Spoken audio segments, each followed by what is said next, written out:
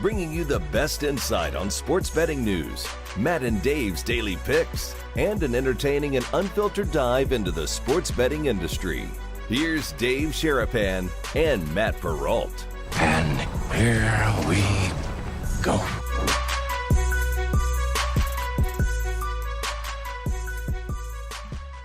Hi, guys. What is up? Welcome into the Bostonian versus the Book Wednesday. BVB Brigade at Boston versus the Book, at Boston versus the Book on two places, Twitter and YouTube. Live there, Sports Grid replay. Hi. Thank you for being up late with us. Yes. You are wearing the Montreal Expos stuff, which is a very interesting clash to the colors that I am wearing today. So Yes. What is the Expos, Mr. Sharapan? Why the Expos?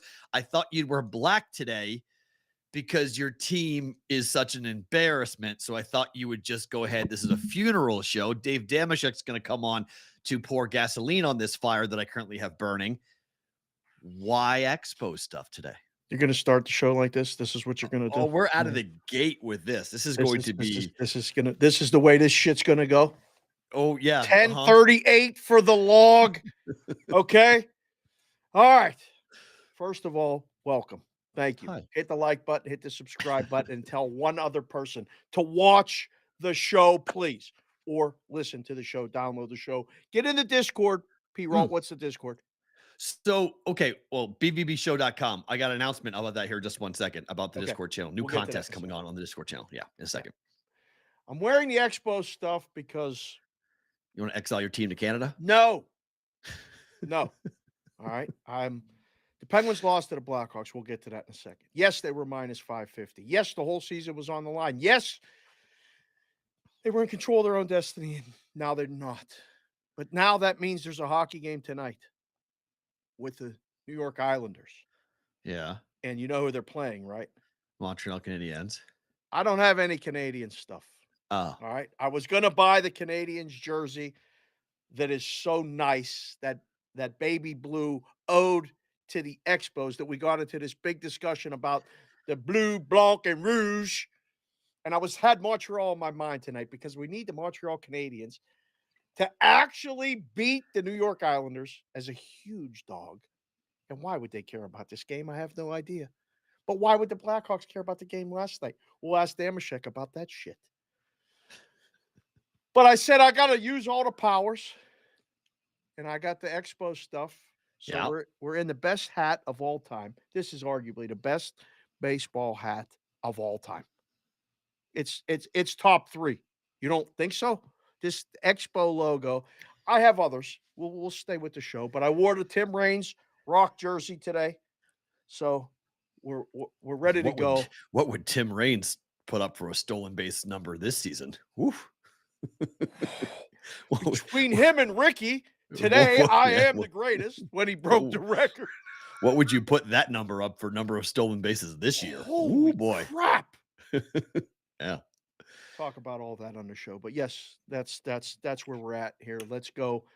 Le Habitant. They're not going to beat they're not going to beat the Islanders. I'm resigned to the fact that, the Islanders, I'm trying to get the Islander gear out because we're going to need Islander gear for the Bruins series. And I don't know. the won't wear it Blackhawks long. may have saved us the anguish. Unfortunately, they robbed us of the content. You mean you the anguish, not me the anguish. That would have been very fun. Islanders won't be along for a long time. But before we get to hockey, let's make one quick announcement. So every Friday, you guys know that we do the Wager Wire market report here on BVB. Very thankful for Wager Wire being a part of the program. We love those guys. And we've done something in the Discord channel that you guys can be a part of. Now, if you go to the Discord channel, bvbshow.com, there is a Wager Wire ticket channel clearly marked for you guys to go on in. There, we want you guys to post future tickets that you have questions on, what to do, how to handle it, ways to hedge. All right. If you have a question about something, if you're going to buy a future ticket for an NBA playoff game, a team, or NHL Stanley Cup future, whatever it might be, every week we're going to go in there, we're going to grab one of those tickets and we're going to put it on the show. If we discuss your ticket, you will be one of 4 people who will be eligible to win an exclusive, custom-made BVB and Wager Wire hat. We will design it with your recommendations. You'll tell us what you want, Mm. and Wager Wire will have their logo on it and the BVB logo on it. We will make it and ship it to you at the end of each month. So if you would like to be eligible, the criteria is easy. You join the BVBshow.com Discord channel, Okay. post a ticket in the Wager Wire channel. If Okay. we like it and we select it, you are then eligible. We'll do 4 or 5 every Friday, depending. Some months have 4 Fridays, some months have 5 Fridays. Every week, we'll select one ticket. We'll put that ticket up on the screen during the market report, and you will be eligible. You have a 25% chance or a 20% chance of being the winner that month to win the Wager Wire BVB custom hat giveaway. So get in the Discord channel, be a part of that. Easy way to win a very cool customized hat with a very exclusive, cool little logo we're going to design. All sorts of fun stuff coming up at the end of April. So that starts immediately as of like right now. So you can go and do it in the Discord channel, bbbshow.com, to join it. Okay. Excellent. So the Boston Bruins did what they were supposed to do last night at home. The Vegas Golden Knights did what they were supposed to do last night at home. I don't like the way this is The New Jersey Devils did what they were supposed to do at home last night. This is bad. The only team that ruined my big night potential last night. It still won in hockey last night, but I could have swept the board last night. The only team that didn't do what they were supposed to do, the only team that didn't show up, was the biggest fucking favorite on the board last night at minus 550 to win a game that they had to win. And they looked asleep half that game. Remember back a couple of weeks ago, you said someone said, uh-oh, they look old and tired. And then they threw a switch. They changed. But the Pittsburgh Penguins looked old and tired. And Tristan Jarry was awful. I mean, those soft doesn't even account for the third goal he gave up. The one off the back of his leg from behind the net? Yeah, that one that Behind iced the goal game. line. The one that ended the game. 2-1 was bad enough. Like, that was like, oh my gosh. But that was just a guy. I felt like the second goal was sort of a fluky, lucky goal. A guy smacked the puck, a bouncing puck, and just kind of batted the thing in the air. That happens. Yeah. That happens. Okay. That just was like a shoot. That stinks. Okay. The third goal was unacceptable because it took all the air out of the building. Everybody knew, okay, we lost. That's it. We're done. That can't happen in that moment. And every Penguin fan was going, they never addressed, since Fleury left, we never addressed the goalie situation. You can't trust Jarry. This has been a long time coming. Yep. The power play was good last night. It was the one thing that actually the Penguins were doing well. And yet they couldn't put the puck in the net last night. No, Peter Mrazek became, Ken Dryden last night, making 38 saves. Buddy Johnson scored his 4th career goal. Buddy Johnson. Sports are great. Sports are phenomenal. Sports It's are unbelievable. I mean, Really it's just is. listen, I was watching it. I was I was watching a Pirate game and just checking the score for the Penguin game. And then the Pirates walked it off, and I was watching exclusively the Penguin game. And I was like, this is terrible. They're gonna lose. And I got a guy at the game texting me, this is very nerve-wracking that the building nobody can breathe in here. Right. Like Being at home was a detriment last night for the Penguins. It's actually a bad thing being at home. Pressure was all on them. Well, I mean, again, this is what happens, right at the end of these runs, these teams that stay together, and they have looked old and tired in times throughout the season. Right. And I mean, I retweeted that. That was Josh Yohe, who is a longtime beat writer in Pittsburgh. He now writes for The Athletic. Tremendous writer. Never met him face to face, but have communicated with him frequently, both via Twitter and,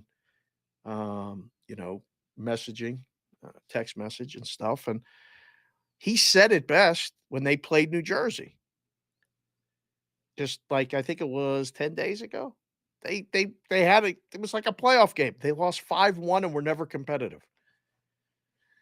Final score last night, 5-2.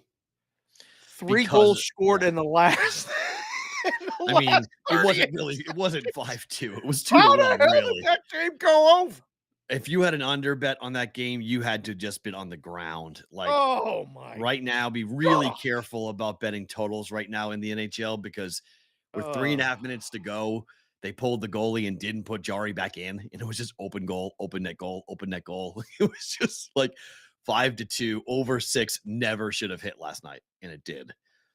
So got to be very careful with that, with how teams are performing and teams are playing. Because what does it matter? You lose 2-1 or you lose 5-2. It doesn't matter. I mean, even the Penguins scored you with know 45 seconds left in the game. right.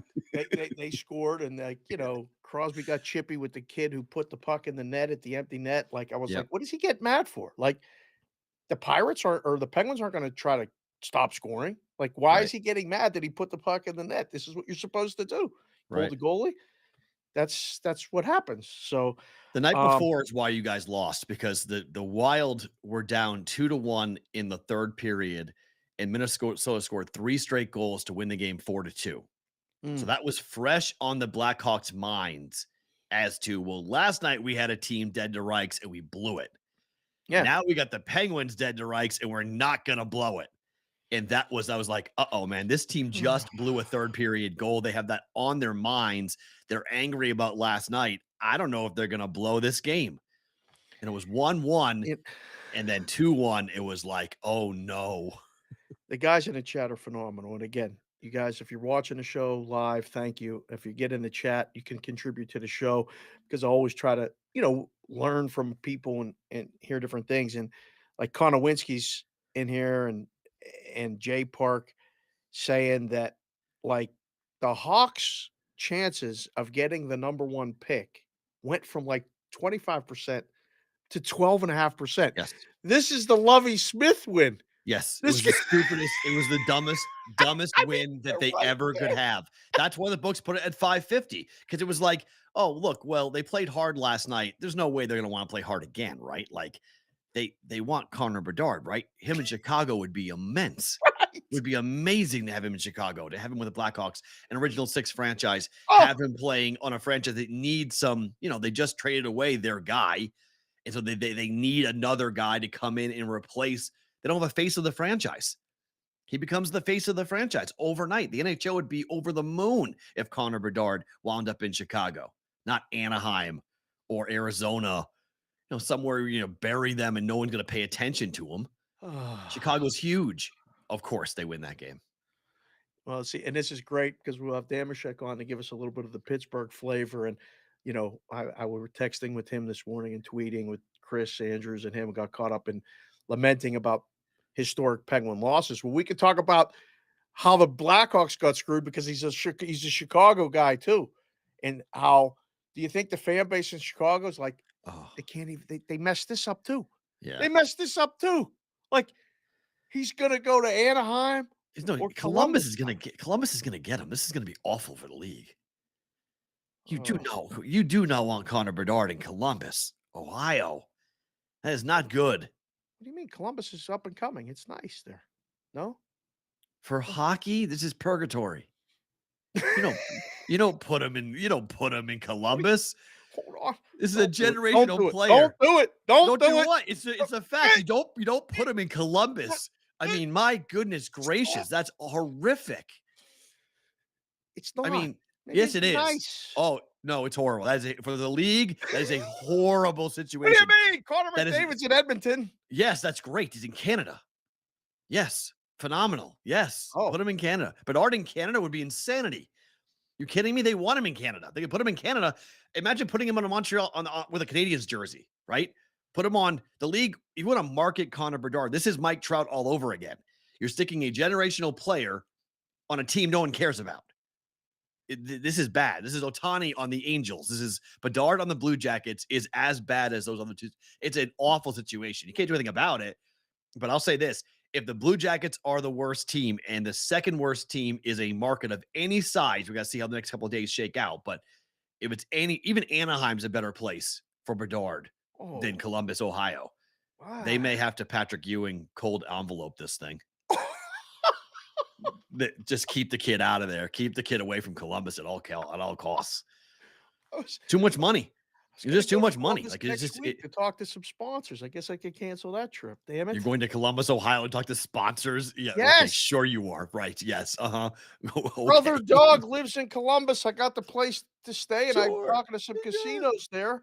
I got some stuff lined up. Casinos will Why don't know you go that do the too. show? Ask a casino guy what it means. They'll know that too. They'll agree with this. They'll go, oh yeah, that's true. 100%. Yes, that's What do you accurate. mean? There's a big market, apparently. Don't you Columbus, know? Ohio is a Ohio? big market. Sports betting, Ohio, big market. Okay, A lot that's of the people. state. That's the state. That's not the city. That's what I'm Columbus, Ohio saying. is a big market. Ohio State. All these things. They care happening in about Columbus. football there. They care about. There's less fans there than Tampa Bay Lightning fans in Tampa Oh, Bay. no. What are we doing? It's the same thing, right? It's like there's 25,000 fans and 18,000 of them go to the game. Same thing in Tampa Bay. Same thing in Anaheim. It's just like they sell the building out. Everyone's like, oh, there's fans there. No, there's not. No fans there. There's diehards. There's Oh boy. Now he's frozen. What the hell just happened? Snap your fingers. I can hear you snapping. You're not moving. Look at that face frozen. Oh, now he's back. No, now you're not. Okay, there you are. Very good. So yeah, I mean, All right. it's a weird situation, I think, for the league right now as they try to figure this whole thing out with Conor Right. Bedard as the race to the bottom continues. But Oy. we'll go back to hockey here in a little bit. Let's talk Okay. NBA basketball for a little Yep. bit here before we can we'll touch on this, and then we'll bring on Damashek here at 11 o'clock Pacific time live. The Lakers win in overtime. They don't cover, and LA will play Memphis, who's a -130 favorite here to win their series. That was one of the worst basketball games I have seen in a really long time. Both those teams. What if you had the under? Both those teams suck. They suck. The Lakers suck. T-Wolves suck. Oh, I mean, basic basketball, like just simplistic inbounding the ball, simplistic stuff for just like hanging on to the basketball, grabbing a rebound, not fouling on a 3-point shot that could win the game for you. Make Conley hit the shot. And then Mike Conley somehow hit that first free throw, which I swear, like the hand of God knocked that thing into the basket. I have no idea how that went in. And then he hit the other two after hitting the first one. But I was nervous watching it. I can only imagine what he must have been like trying to shoot that free throw. And the coaching ineptitude on both sides. If you're a fan of the Timberwolves, Mike Conley was on fire last night. I bet a player prop points and assists on Mike Conley, and he flew over. He's the adult in the room. He's the steadying force for that team. And he doesn't handle the basketball in overtime or in every key possession. Don't understand. What is that? I don't know.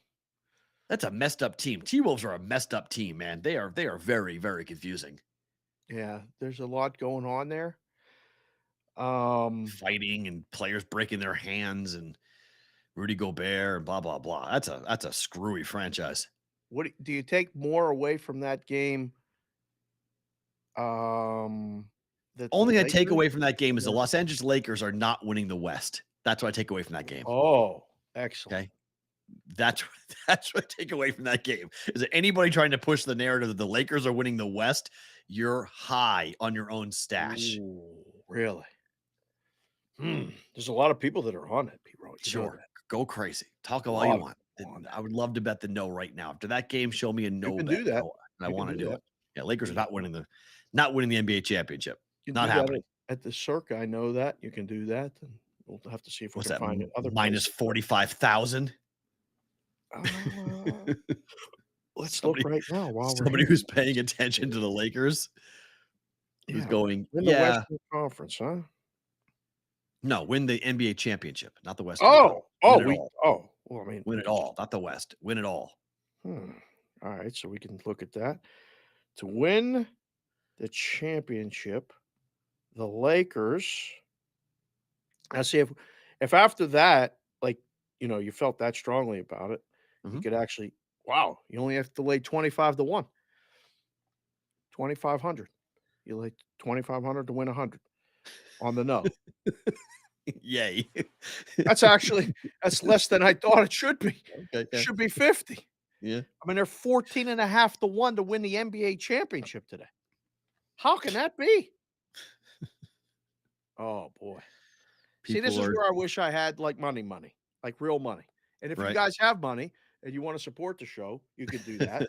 But if you don't and you want to go make a bet and just tie up some money for a while, go bet 25,000 to win a dime and thank me in a month when the Lakers are eliminated and you pick up a dime on Or a month. 25,000. Heck, it could be in 2 weeks. It could be in a week and a Well, half. the way the NBA playoffs are extended, it might be a little Right. bit longer. I haven't seen the schedule yet, but I mean, it might take a little bit longer than anticipated. They start on Saturday, right? Against But Memphis. if you lay, that's 4%. If you win a dime, ROI. Yeah. okay, that's 4% for all you math guys that like to, check the ROI and the money in and the money out and all that stuff. Mhm. Go earn 4% in a month. Tell me how you do it because I'll give you money to actually do that for me. So I'm telling you right now, the Lakers aren't winning the NBA championship. I don't think so. It might take until May, mid-May. I would be shocked if they got to the finals. But if they get to the finals, you could Hedge it. hedge and Yeah. get out. I mean, Yeah. so you don't Just hedge it. lose all that money Right. because I mean, you're risking 25,000 to win a dime. Seems stupid, right? Seems who in the hell would do that? 2,500 to win $100. That's what it cost you.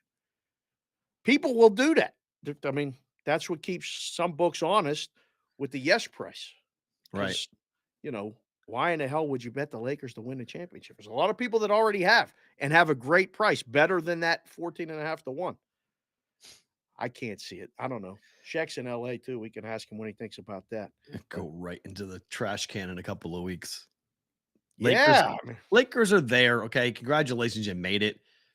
But are they're they going to just beat Memphis? I mean, look they're at the series price. Are they going to beat Memphis? minus 130. They're live to beat Memphis simply because it's LeBron and we know what's been going on in Memphis. I mean, nobody Right? trusts Ja. I Yeah. mean, So I in 2-7 plays 3-6, right? In the bracket because the NBA doesn't reseed. So right. the 2-7 plays the winner. The winner of that plays the winner of the 3-6, which is Yeah. Sacramento and Golden State, which Yeah. apparently is over. That's already decided that Golden State's going Right. to win. Right. So you get Lakers against Golden State in a series. You tell me, how are the Lakers going to beat Golden State in a series? They're I don't not. know. The only way is if Clay and Steph are hurt. Yeah. And Clay and Steph have home court in that series. Correct. So if having home court in that series, you can't play the narrative like we've been talking about with wait a minute, why are the Kings such big dogs? The fact that the Warriors are going on the road and they got to win at least one game on the road. Have they solved their road woes? We're not positive they've done that. Right. But look, that game last night set basketball back. That was awful to watch. That was embarrassing on both sides. Mistakes all over the place. Oh, God. And that was an undermanned Timberwolves team who has to go home play a home game on Friday, trying to extend their season, which I'm not going to run to bet the Timberwolves, no matter who they play in that game. Whoever loses goes home. That team might want to go home. Like Penguins wanted to go home last night the way they played, and now the Lakers. I mean, we'll talk to Sheck about that too. But like, I don't know. Like, there's going to be people that are going today. Boy, I can't wait to bet the Lakers in that series against Memphis. They're going to take the plus. Yeah. And people were telling me last night that they were going to end up a pick 'em against Memphis. I think every sharp guy, bad guy with money is going to bet the Grizzlies. And this is going to be a very, very public play on the Lakers. Now, sometimes Really? yes. Well, I just look. But the public watches what they don't even bet what they just saw.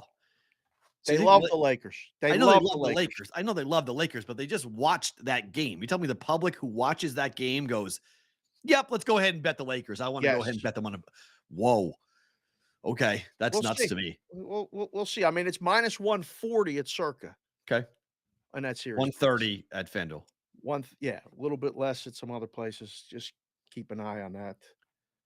Oh, these Buccos can't get a run. Sorry, I'm I win. distracted. I got You the can't be Pirate all game right, on. I got get Czech Damashek on on. here. Let's talk about the Penguins and let's make fun of your hockey team and how pathetic they were last night. Because We're not making fun of anything. Why oh would yeah, we- we are. Oh, I am. I am 100%. Dave, what is up?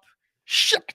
Before we get into the Penguins, though, tell everybody where they can find all of your stuff. Your podcast, your stuff you do are great. So everybody who wants to go listen to your stuff, where can they find your stuff? Well, I appreciate the opportunity, but I think it's just as well that I just drop out of sports altogether now. I might be done. It's you know what? It not enough good times over the last really, I guess, this millennium. You know, I should just accept what the sports gods have been trying to tell me, and I've been resistant to. Those 3 cups distracted me along the way here, but facts are facts. These are dark times, and I don't know what else do people do these days? Like coding or like pottery? I don't know. Knitting. I'm feeling blue. I don't know. I'm heading there though. I mean, I'm not there yet, but I've always said this: like the run for New England for Boston is going to stop at some point. Oh, so here he goes. we'll turn into Pittsburgh at some point. We'll yeah, head down you that will. road. Yeah, Head you down will. that road. Yeah, you Hopefully will. I still though, because I'm an empath with a heart as big as the ocean. I'm still so happy for Boston sports fans that you guys got to throw a parade for Avs legend Raymond Bourque when he won that Stanley Cup. That is true. That was But pretty. then we threw our own into. Don't forget 2011. We threw our own. So Wow.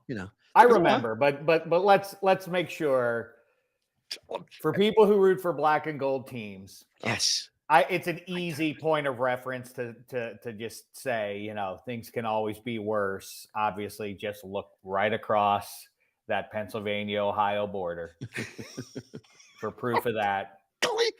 And you know what?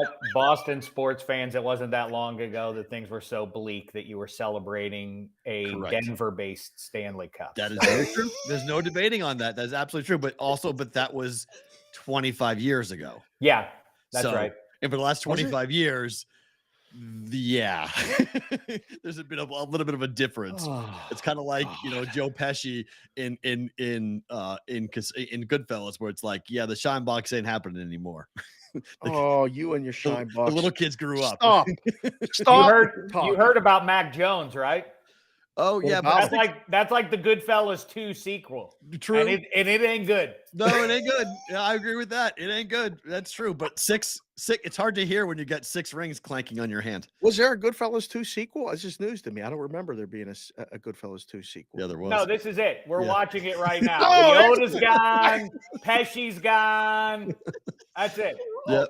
Gone. There's nothing we can do about it. It's not Scorsese directing it anymore. Yeah, it's somebody else. Check. Did we save ourselves from the aggravation of having to play the Bruins in the first round by losing that game to the Black? How in the hell did the Penguins lose as a 550 favorite? You're up early, tweeting about it with Andrews gets involved. And I'm like, man, I'm starting to think about all those bad losses.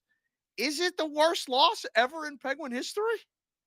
I think I have subsections. I love to make my stupid lists about this, that, and the other. And so you have to categorize these. Worst, most painful as a Pittsburgh-based sports fan over the last quarter century. You can tick them off. Francisco Cabrera in the bottom of the 9th. That's forever. In 92. For me, a Pitt fan, Danny Marino and the undefeated Pitt Panthers jumping ahead 14-0 on trash talking Penn State, Joe Pa and company, and then losing the game 48-14. They were number 1 in the nation. Yeah. And I was sitting in the stands as a wee lad watching Pitt get deeper and deeper into the hole against Penn State, who was ranked, but number 1. Here's a thought experiment for you. I don't know why this is like more torture than anything else, I guess, but you'll remember that then that Pitt team goes to the Sugar Bowl and plays Georgia and wins it 4th and 5, Dan Marino to the late John Brown to win that game. Imagine the game wouldn't have gone that way, but what if Pitt wins that game against Penn State and then that play on 4th down decides the national championship? You can disrupt all of the ensuing history in football, in both college football, because that would be the greatest moment in college football history, probably, literally. Yes. And then also, if that wins the national championship, Dan Marino, no way he falls to 27 in the Dolphins. No. Right? You regard him differently. Fair. It's the same Goes right point to I the keep steel. making. I keep Stays making home, that like point to Pickett. the right. It's the Pickett thing is that a lot of Yinzers are pushing back. A lot of cynicism, dude. I don't know about Kenny Pickett. People are still saying they should have tanked last year, despite what we saw down the stretch. And they say, wouldn't it have been back? No, because then we wouldn't know that we found our guy. I think that the Steelers have landed on their answer, at least for the next 4 years at QB. Yeah. You mentioned Mac Jones, though. Pat fans thought the same thing. Let's see what year 2 looks like. I hear you. Spiritually, though, as somebody dyed in the wool with black and gold, it was worth it then that you take the Pitt kid and, tying it back to the Marino thing that old Yins are still lament. Like, Dave, we should take Marino. Like, people ignore that Terry Bradshaw was still on the roster and they had a first-round pick in Mark Malone and Cliff Stout in between. But, like, dude, they should take Marino. Like, this makes everything right if he can win. You have to roll the dice on that rare opportunity there. But anyway, yeah, I mean, what I would say about the Penguins losing to the atrocity known as the Chicago Blackhawks is that it's worse loss. I'd say it's literally, this is hyperbolic to some, the most embarrassing loss, given what you knew going into that one. It has been a mess this season. The bottom 6 has stunk. And the weird paradox of a general manager who was able to get right the hard part, which was getting Geno Malkin and Chris Letang and Ricky Raquel to all sign under market value and bring back. So you had cap space, but screwing up the easier part of it, which is the bottom 6, is it's just hard to fathom that the same human being could mess those things or could get one right and the other one wrong, and not addressing the goaltending situation. But I mean, this was a real bad Hawks team. And I know at the player level, the thing about that the organization wanted to lose, and definitely right that they did. It would have been better for them in terms of the draft upcoming. Mm-hmm. Those players were going to put it out. They're playing for their professional jobs. They're putting tape out there for somebody. And so, of course, they're going to try. When people say teams should tank, like, players aren't going to tank. They're not going to lay down for the benefit of something else. But there was a real talent deficit from the Penguins to the Hawks. And you talk about hunger. Okay, the Hawks were playing to look good and to set themselves up for a more optimistic future. The Penguins were playing for the playoffs. And they have Sidney Crosby and Geno Malkin and Chris Letang and Ricky Raquel and Brian Rust and Jeff Zucker. And they couldn't beat that atrocity. It's the most embarrassing loss, the grimmest loss. And that's why you can now find me at my new address, davedoespottery.com. I didn't say this, by the way, just for the record. That was not me saying that. So do they get the help? Like, if they make the playoffs, say the Islanders lose to the Montreal Canadiens team. Montreal! Don't talk that way. Oh, I didn't understand the Expos hat there. The Habitant! We're in everything going with that. Today. We're in all the Montreal stuff. One time, Chick. If they make it, if the Penguins make the playoffs and then get spanked, is it worth making the playoffs if the exit's fast? That wasn't even nice.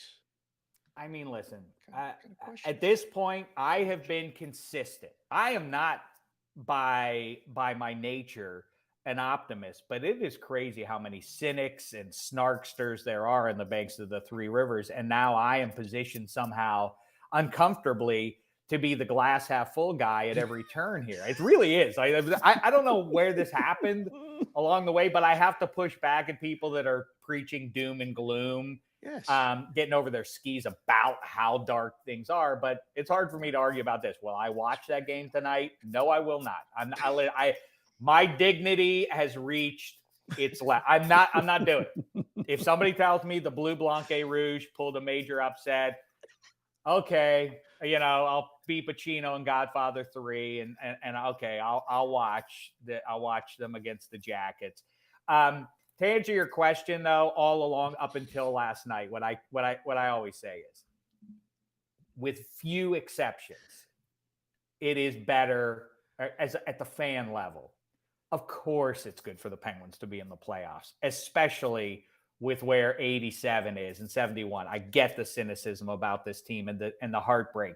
Guess what? Those guys are more disgusted than probably even we are about what happened here, because they understand they're coming up to the end of it. They're not on the back. They're not merely on the back nine. They're on like 15, 16. Yeah, right. Yeah. Right. Like, I mean, how many, QB in the NFL is probably the best example that when the cliff comes, it is not a steady decline. It is a harsh drop off. It's jump off a big cliff. They had to come back out last night, Sheck, and do fan appreciation night and take the jerseys off of their back, each one of them, and give it to a fan after they lost that game. They all had to come back out one by one and do that. I mean, you want to talk about salt in the wound. Who would stay? Right. I mean, like, the players are required to. What fan would stick around for that? And imagine some of the sweaters that were being handed out there. I hope they tucked $100 bill into the jersey to make people take it and wear it. Because who would have such little dignity to wear some of the bottom six sweaters out? I mean, it really is terrible. But yeah, to answer your question, the streak, it would be one thing that if they had never won a cup, this group, this trio had never won a cup. But given that they've won three, I'm not, spoiled is something that gets thrown around. I don't know about that, but I'm satiated. I mean, I was a little kid. I remember my mom calling me and my older sister Amy to dinner in 1984. October of 1984. And she's like, dinner's on the table. Get in here. And we're like, we got to see Lemieux. We want to see his first shift.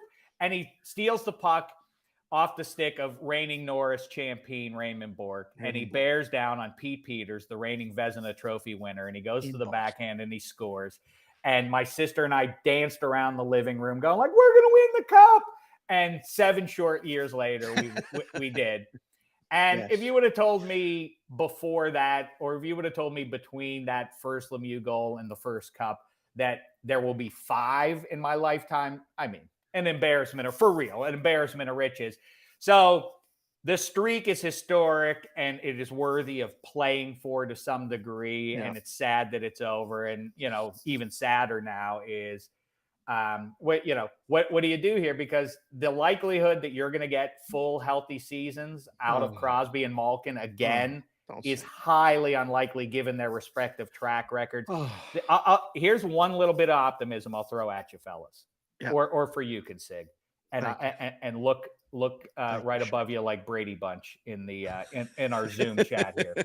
That's where you look here, right to the Boston Bruins. Yep. Because 1 year ago, they were a tick better than these Penguins are, but they sort of presented, as far as my eyes could tell, as being pretty close to cooked. Not that they were going to, again, fall off a cliff and become entirely irrelevant, but they were going to assume the position that these Penguins are now in, which is puncher's chance because they have some high-end players and everything. And now they are a historic juggernaut. So, if you can share, it really is like that. That's what's vexing about it. It's Chuck, are they going to win the cup? Remember, Krejci came back. They got great players who were not. Bergeron was going to retire. Yes, he said goodbye to everybody coming off the ice. He did retire. Well, Bergeron's probably done after this one. I mean, so I will say that's an indication that a turnaround isn't impossible for these Penguins because they have the core that they want. It's a little long in the tooth, but it's really so's the Bruins core. You just need to manipulate around the edges and fix things up. They're fine. Well, no, the goaltending. They need the goaltending. The Bruins are where the Bruins are because of Allmark and Swayman. You need the net to be corrected. If you fix the goaltending problem, yes, Penguins could be right back in contention. In my mind, I agree. But to answer the question about the cup, I all of a sudden the Campbell Conference. Shame the devil that they ever changed it from the Wales and Campbell Conference. I really never. I can't understand. Adams and Wales and Campbell. Does Gary Bettman? I literally asked this to Gary Bettman about 15, 20 years ago. Like, are there any indications that people were repelled by the Norris division and the Wales Conference, and that by changing it to the East and to the Metro, that this has lured in fans who otherwise couldn't buy? I mean, it's so ridiculous. It makes me crazy. That was one of the cool, distinct features about it. And by the way, for a better day going forward, they should do it by the best player from each division. Now it should be the Lemieux division. And think that one through. You could go with like the Hull division. I don't know, the Messier division. I don't know who was the best in the Adams Cup. Who were on those Oilers teams that won those cups? Like Messier, Messier, Curry, Red Fuhr. The Fuhr division. Let's do that. Anyway, I think what's great about this, although I really don't know how much I'm going to be able to stomach of the early rounds, at least these playoffs with the Penguins not in it. That's right. I'm petulant like that. I think the Campbell Conference has come on now, and I thought it was going to be the Avs as they started to get healthy, but the Wild are interesting, and there are a couple other teams out there. But on the Wales side, what's fascinating, the Bruins must win the cup or it's a major disappointment. Fair. Obviously, this would be a generational failure if they didn't hoist the cup at the end of this. Problem is, the Leafs, this is the best edition of this era of Leafs teams that we've seen. They got to get it done. And the Lightning are still looming, and now we're all kind of sleeping on them. But know that just based on the guy between the pipes alone, they can steal some series. Plus, they have all those cats that have done it a few times over, made deep runs on that side. The Canes have fallen back a bit. The Devs in a special season. The Rags are their position, like they're in an interesting spot all of a sudden with what they're going to have going forward. As you see the Devils coming on, and remember, it wasn't very long ago that the Rags, what was that, a year and a half ago, was like, boy, this young New York Rangers team, look out, they're on the rise. I feel like to some degree the Devils, and here come the Sabres behind them and the Senators behind them, so they're playing with a fair amount of pressure themselves, are these Rags, because who knows what awaits on the other side of that. So this is kind of a must-win cup for at least three teams playing in the Wales, and spoiler alert, only one of them gets through. True. So and probably catches the Avs on the other side, so nobody might win the cup from the Wales. But there are several teams that are guaranteed massive disappointment over this next month and a half or so. Yes. That's maybe what we should relish as Penguins fans. And let's go back to where you started. They're like, maybe we're just spared the whole thing. To hell with all of you. Suck it. Pain hurts. Pain don't hurt when I can't suffer because my team ain't even in the mix. Fair. I can't suffer disappointment. It's going to be an interesting situation, I think, for Penguin fans, though. What happens if they blow the whole thing up? What happens?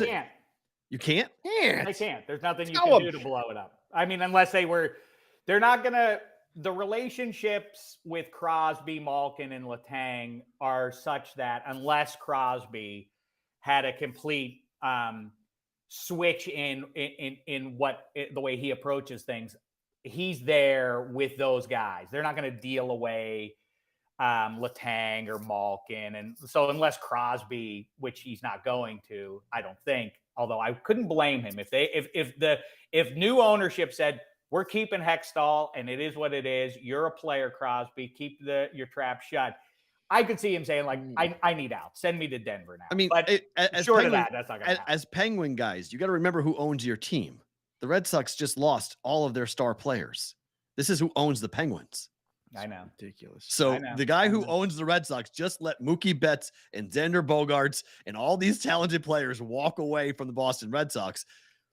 I could see John Henry doing the same thing to the Penguins. This is terrible news.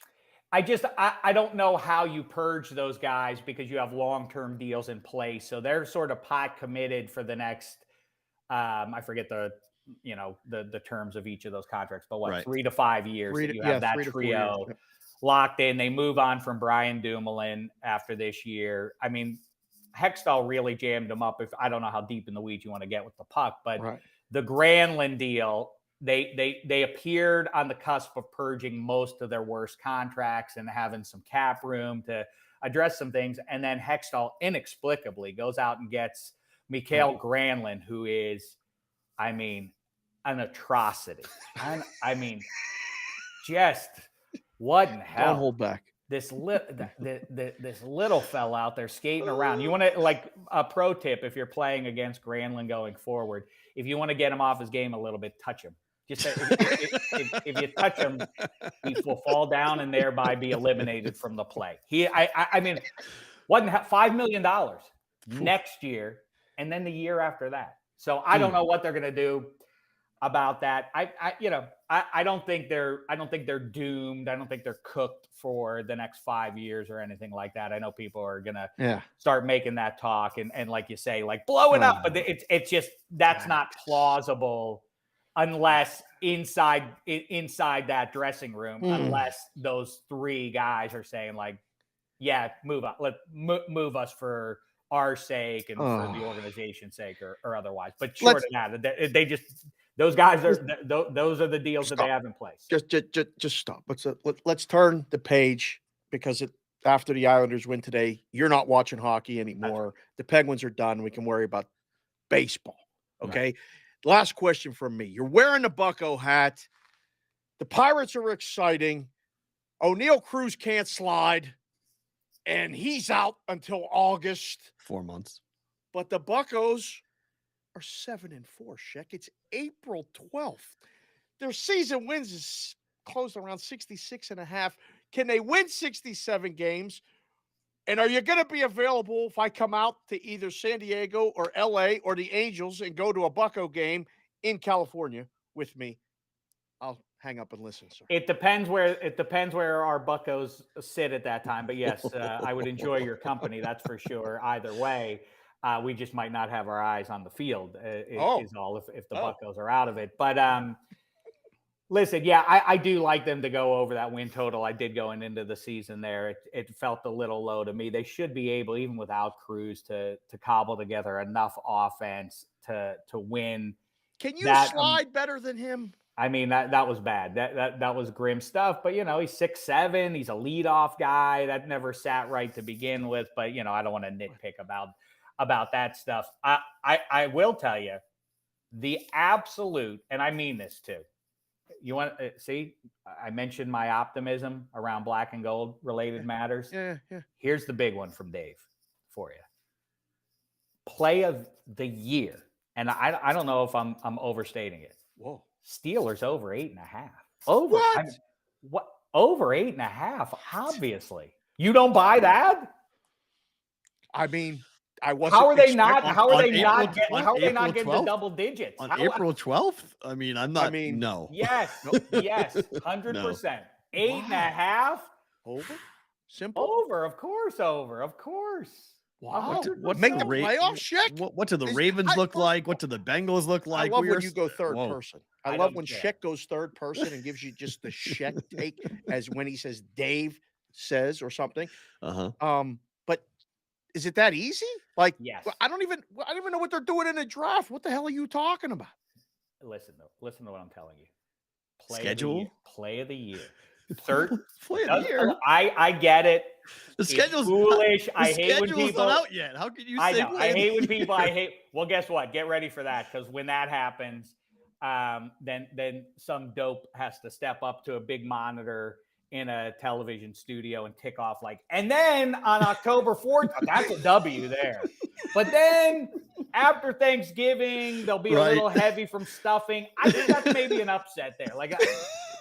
Of all the foolishness that goes on around football talk, that's one of them. Yeah. That's the lamest thing that happens. That said, third place schedule, as I forecasted, and anybody who was paying attention could have told you, Andy Weidl didn't move across the state of Pennsylvania to see about if they could add a speedy slot receiver. That's not what he was brought in to follow the Eagles' philosophy of loading up at the line of scrimmage, and so he has. And they are loaded up. They have depth on both sides now. They are going to play old school ball. Guess what? Old school Tomlin announced it before last season. It kind of came apart because the Jenga theory that I have is, in the 21st century, obviously every football team's going to have injuries, but like a game of Jenga, if you remove one essential piece, the whole thing can implode on you. That's what happened when TJ Watt went out. Like that was the one injury, literally. And with all due respect to Cam Hayward, that was the one injury on the roster that the Steelers just couldn't rightly survive. Once he got back and up to speed and Kenny Pickett figured it out a little bit, then you saw a team that ended up, it's a 17-game schedule. I know that that's old news, but it is still trips your mind up when you see those season totals. Right. Like 8.5, like there's an extra game, don't forget, everybody. Yeah. And it really does still in my brain. I forget about that sometimes. But they won 9 last year with a rookie QB and without TJ Watt for half the season, one of the 5 best non-QBs in the league. They are certainly going to repeat 9 wins. And I'll go so far as to say, asterisk, obviously, major injury to the wrong guys. I legitimately think 12 wins is on the way from the Pittsburgh Steelers. How about that? That's right. Dave, You heard it. We'll have you come back on in the summertime in August and see if you feel the same way, if we'd have a catastrophic injury or two. But thank you for the time. This was a ton of fun. We'll bring you back on, I'm sure, very soon. The chat went crazy and said, bring back the Daves of Thunder podcast. I don't know even what that means, but the chat guys are saying the Daves of Thunder podcast. They've known you that long. Oh, it's the best. Yeah, that's probably our funniest podcast of all time. Okay, But yes, there you we'll kibitz it up about whatever. If the Buccos are in wild card contention, we can yap about that. But the Astros just hit a home run. It's 5-0 Houston. Goodbye, Shaq. Thanks for coming. Dave and one last thing. Yeah. Congratulations in advance on your guaranteed Stanley Cup up there in Boston. That's great great news. I'm happy for you in advance. Told you, heart as big as the ocean, right? I'll send you the link to buy me the hat when they win the whole thing. Go get a tattoo. I don't do sports tattoos, but I would. I never guaranteed the cup, just FYI. Just I'm perfect, not perfect to be clear. There's no guarantees for this. The Bruins could lose. Absolutely, the Bruins could lose. There's a lot of people rooting against them. Of course they are. I mean, I love Boston versus the world is the best. I love that. Give that to me every day. He brought up some good points, though, like with the Campbell Conference, which for the kids, that's the Western Conference. I have no idea what they're talking about. The Wales Conference was the East. The Campbell Conference was the West. And that's West. why they changed it. Because you need a geography lesson when you. Because the kids don't. Because nobody knows what you're talking about. National League, American League. What does that mean? National League, American League is clearer than Campbell's and Wales and Adams and Norris. National League, American League is not directional at all. Has not directional at all, but it's easier to distinguish between the two. It's the same, Wales and Campbell. Where's the Adams? Where's the Wales? Where's the Norris? Where does it come from? Why are you calling it? It's European. If you call the divisions, that's fine. If you had to change the names of the divisions, although everyone knew who the Norris division was. Everyone knew who the because Adams they grew up in the was. game, but the kids coming into the game, it felt bougie. It felt elitist. Bougie? Elitist? It changed. That's why they changed it. They changed it because I'm telling you, it did. That's what people didn't like it because it wasn't. An American sports fan wasn't gravitating towards it. It felt French Canadian. It didn't feel American. That's why they changed it. Are you nuts? Why do they call the Metropolitan the Metropolitan? What are the 3 main teams that play in the Metropolitan? They're in New York. New York, New Jersey. Okay. So that's why. Because they want to appeal Pittsburgh in that division? To the American sports fan. Because people in Pittsburgh know what the Metropolitan is referencing. It's that part of the country. Pittsburgh. They Americanized it. Gary Bettman's whole thing. That's why they hate part him. of the Mid-Atlantic region. It's Canadians, not the Midwest. You're not part of the Mid-Atlantic region. Sorry, you're from the Midwest. You say bullshit. Pop. You say you're pop. doing it again. You say pop. You're from the Midwest. You should ask Damashek that. You're from the Midwest. Pop is not. You're not from the Mid-Atlantic. As far from the Atlantic as we are from the Pacific. But we are. Do the math. Do the mileage. How far is Vegas from the ocean versus how far Pittsburgh is from the ocean? Pretty much the same. And you wouldn't say we're closer to the ocean. It very well might be closer to the ocean than Pittsburgh is. Yeah, Pittsburgh is 5 hours to Philly and then another couple hours to the Jersey Shore. And I can be at the beach from here in 4 hours. I could be there in three or so. The way you fucking drive, you could be there a little bit faster. Yes. Moving. But that's why Gary Bettman is hated in Canada, because he wants everything to be Americanized. He's Americanized the sport in every turn. And they hate him for it. And it's been 25 plus years since a Canadian team has won the cup. And they truly believe that another Canadian team will never win the cup with Gary Bettman as the commissioner. He will make sure it happens. They hate him up there. That's why he's despised by American. What fan base of any sport likes the commissioner? Baseball people can't stand Manfred. There's not a person walking on planet Earth that likes Goodell. Well, that's forget about Adam Silver. Everybody that likes Adam Silver is a very short list, and Bettman isn't. But there are some though. He doesn't get booed. Silver doesn't get booed. Not the way that Bettman does. Not the way that he's got people in the stands. They'll find 100%. Yes, there are people who don't like him. There's no. Yeah. There are people who don't like him. Silver walks with a crew like we're going to walk when we go to places. Right. We're going to need protection when we go to places. As much as you besmirch all these cities, we're going to need Stevie Mack. We're going to need Mikey Awesome, JC from KC, and these big dudes. Rainmaker Lou. All these people used to be bouncers. We got a hell of an offensive line or a front court. Mr. C down in South Carolina, 6'5" guys. We're going to need them all. But I like the names, and I'm okay with changing the divisions to Eastern, like West, whatever. I don't know what you call them, but the Western Conference has some teams that could win the Stanley Cup. There's no question about it. Of course. We saw that game between Edmonton and Colorado last night was elite level shit. I'm just watching that game going. That underhitting was that was I was when it went 1-1 after 6 minutes, I went, oh no, here we go. And then they didn't score again till overtime. Unbelievable, right? Like, it was great. And I mean, that's an in-game opportunity. Mm-hmm. Jump to 7.5 fast. Let alone one, but two quick. Yep. The algorithm shoots it up from 6.5 close to 8.5. Oh, I didn't see. I only saw 7.5. I didn't see 8.5. Wow. Okay. After the second goal, the first move, it was 7.5 juice right away after the first goal. And then the second goal, I saw 8.5. Now the juice was heavy to the under, but under 8.5 in that game, that's a good bet. Walk in the park. I mean, 6.5 cash for me pre-flop. So yeah. More hockey in a second. But let's get back to basketball real quick here because we didn't talk about the Hawks yet. So the Hawks outright winners as 5-point dogs. Miami looked like absolute crap. Atlanta plays against Boston. Miami's got to play one more game now on Friday. They claim that they're going to have a greater sense of urgency. They're playing that game like it was a Tuesday in November.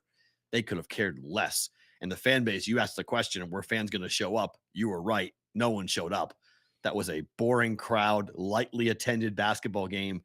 And they got beat by a team that, I mean, Atlanta has really struggled against Miami, and they outplayed them in every facet. Like, that game was never close. From the opening tip, that was a run out by the Atlanta Hawks against the Miami Heat.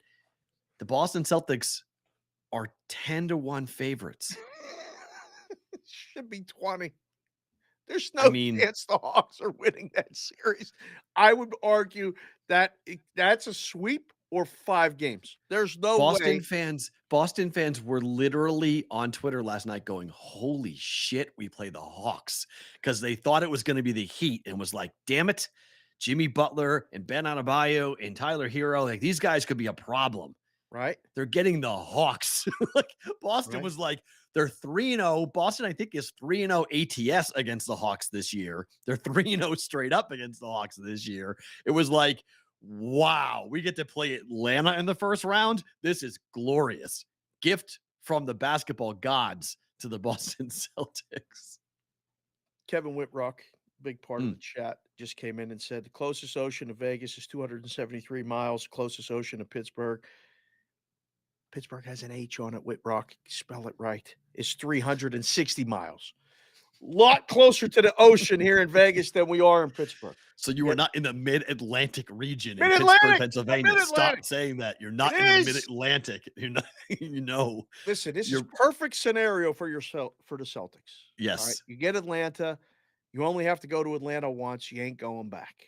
I mean, that's a trip down, a business trip. Do what you got to do. Ideally win both games, or don't worry about playing no more games.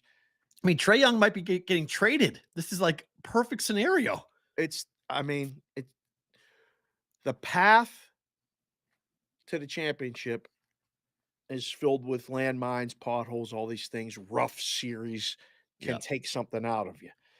None of that is going to happen against the Hawks. It's great. None of it. Let Philly go to war for their game and let Boston have a cakewalk. Well, I mean, for I don't theirs. know if Philly's going to have much resistance with the Nets. Like, I mean, they're Philly. They don't make it Right. easy. They're not going to sweep. You know, they're going Right. to lose a game. They're probably going to have to win in 6. It might go 7. It's going to set up perfectly for the Celtics to win in 4 or 5 and then sit at home and wait for the Sixers to extend out their series and beat the Nets and then come in. And then you can see how it's going to go. I mean, it's at least we'll have that content. I don't think that is going to go away. I think we are Nope. going to see Celtics Sixers in round 2. I would agree with that, and that's going to be 14-7. We'll keep on referencing that number, 14-7. That's Wow, Boston's Chef record. Betty just came in and said Celtics are minus 350 to win game 1 and the series.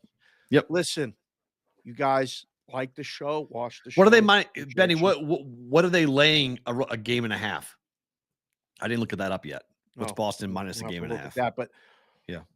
like people talk about laying juice is bad, is this and that. Minus 350 on the Celtics to win the series and win game 1. Yeah. Like that's Feel pretty probably confident.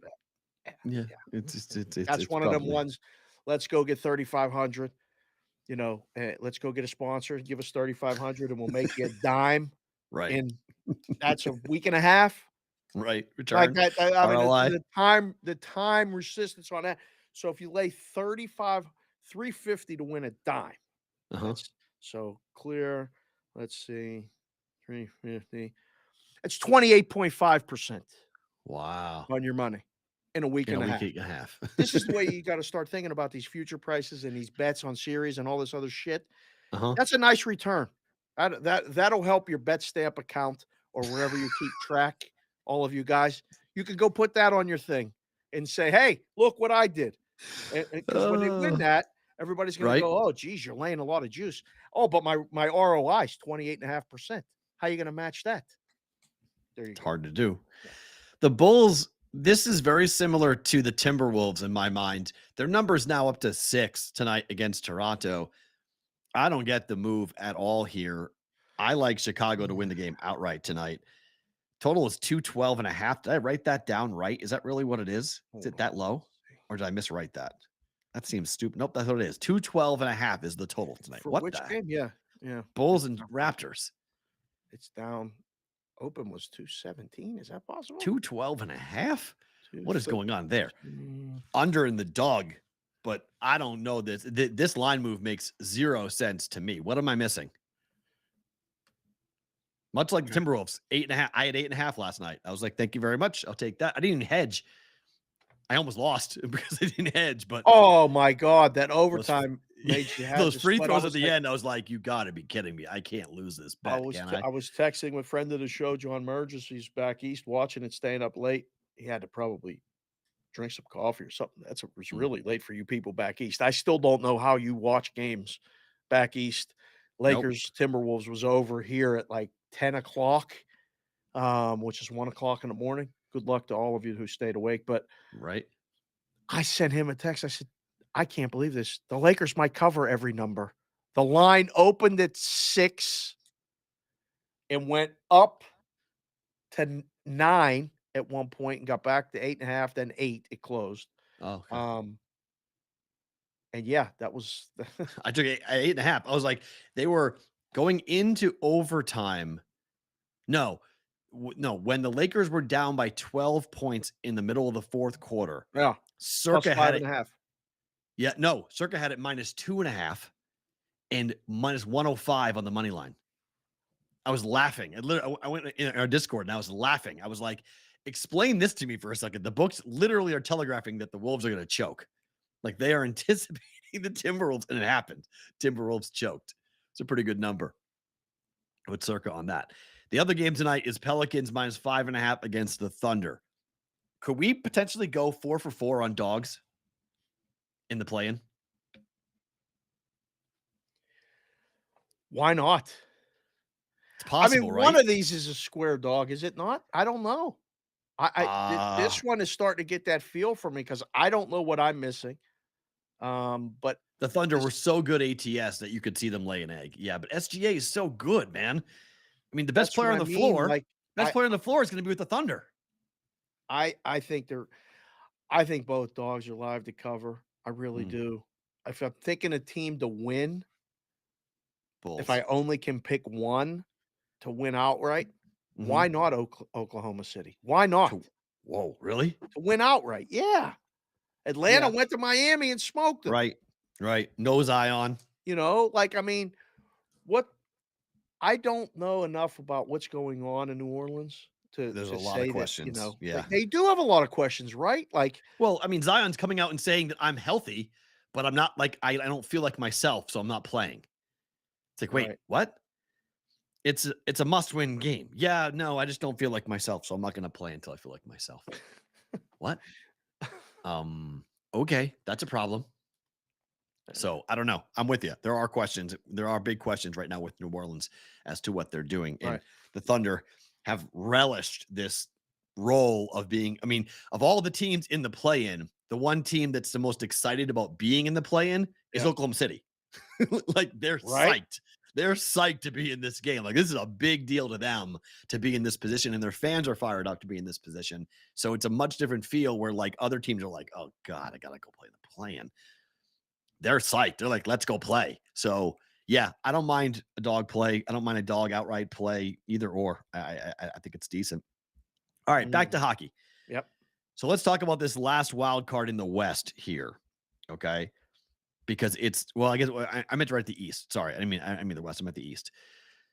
So we've got the Jets clinched last night, so they're in. We know that. We know that the Kraken, even though they lost last night to the Knights, they're in. The Eastern Conference wild card is Islanders or Penguins. Are you dead? Are you sure you're dead? Because you're not mathematically. You're playing Columbus tomorrow. Islanders win tonight, we're dead. If they win tonight. It's done. You think that If they win. it's done. If It's they done. win tonight. It's done. That's There's no way. You're sure. There's no way that Montreal can win. Montaigne Blues in net. There's no way they can win. no. No, I don't think so. I really don't. But if they do, we're headed for a first round series then. 'Cause Bruins, the Penguins. are Penguins going to go to Columbus and lose in that spot?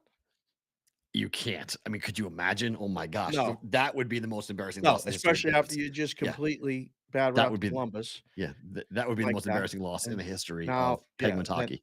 right. Especially because Bedard is right there for them. I mean, they've got 57 points. They're sitting right there with the number one pick. 58 points Anaheim, 58 points for Chicago. Yeah. I mean, it really is crazy. Your percentages from the 1 to the 2, it's 25% likelihood to get the 1 pick with the worst record and only 11.5% to get the 1 pick with the second pick. It is a monster drop down from 1 to 2. And that win for Chicago last night may have just cinched it where they're not going to be able to get low enough. They can't drop down below. And the number 1 pick in the entire draft is going to go to Columbus, and they'll have the odds-on favorite. And I'm telling you, if Columbus, mark this down, tag this, clip this, whatever. Columbus, if they end up with the worst record, Columbus will not get the number 1 pick. They will lose the ping pong ball. Whoa. How? I have no idea. Hmm. Cold envelope, fixing the ping pong balls in some form or fashion. They won't get the number 1 pick. The league, I cannot see the league being down with Conor Bedard playing in Columbus with the Blue Jackets. Can't see it. Can't see it. This is ridiculous. All right. Better bet. Somebody asked me this question last night, and that's why I wanted to bring it up. So the Boston Bruins are the odds-on favorite to win the cup, as we know.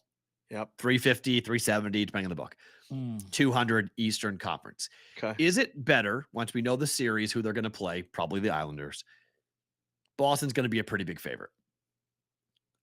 is it better to roll it over every round?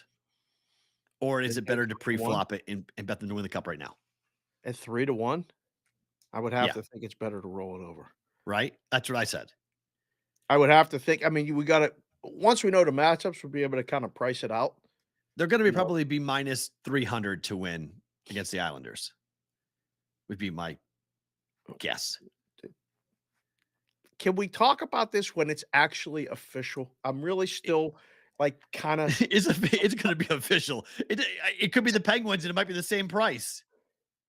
it might be worse. Okay. So it could be 350 with the Penguins or 400 with the Penguins. It won't be But that high. so to lay it, like if you were going to lay $400 on the Bruins to win the series, the first round 4 to series, win again, 100. Yeah, win and then 100 roll that over, take the 500 and roll it over on something else to the and next series, yeah. to the next series, to the next, or could you do Bruins minus a game and a half and then take that? So you're Well, laying yeah, but less that's a money. different bet because now they have to win the series they can't win in 7 games. They can't Right, win but they win it series in 6, 7. and then you win, and you take that and you roll it over, and you bet just the money line price on the second round, and then the cup, the conference finals, and then the Stanley Cup finals. Yeah. It feels like that's a better way of doing this, right? Because everyone's asking me for this, saying like, when are we going to bet the exactas? And I'm like, okay, but for the Bruins' sake, I don't know if I'm going to bet the exactas. I might come in a little bit, but I feel like it's better to do an exacta on a team that's not the Bruins. You're going to get a better price. Well, without Like a doubt. take a Hurricanes exacta or take a Rangers exacta. Take something that's a little bit off the beaten path, like we did with some of the football teams last year. And like you're not laying big money, you're going to get a crazy 20 to 1 ticket. And then if it hits, there you go. You're cashing it or you hedge off of it. Yeah. You have opportunities, let's put it that way. Let me go through those tonight and look at because we'll know we'll have more exact pricing and stuff on all of it. I don't want Right. to say when the Islanders win tonight, but when the Islanders win tonight, it'll all be set, and then we'll have true pricing. I'm sure. I'll be texting with my guy. They might actually even put them up tomorrow here in town, Oh, and we can really? go. Yeah, and we can go shopping this weekend. Beautiful. And just grab some prices on some stuff that will put us in a position later. That's all we're trying to do. I mean, it takes a lot to win a Stanley Cup.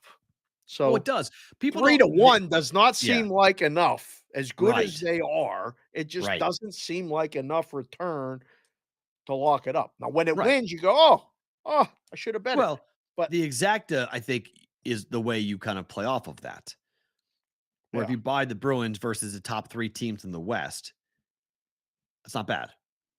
3 tickets: Bruins, Avalanche, Bruins, Vegas, Bruins, Oilers. right. I mean, It's if you not. do It's that not. I right mean, now for the guys that have, so they're plus 370 to win the cup Bruins. Uh-huh. outright. Right. The Bruins are. If you bet it just the matchup.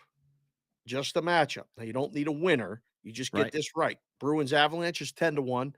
Bruins Stars is 20 to 1. Bruins Oilers is 12 to 1.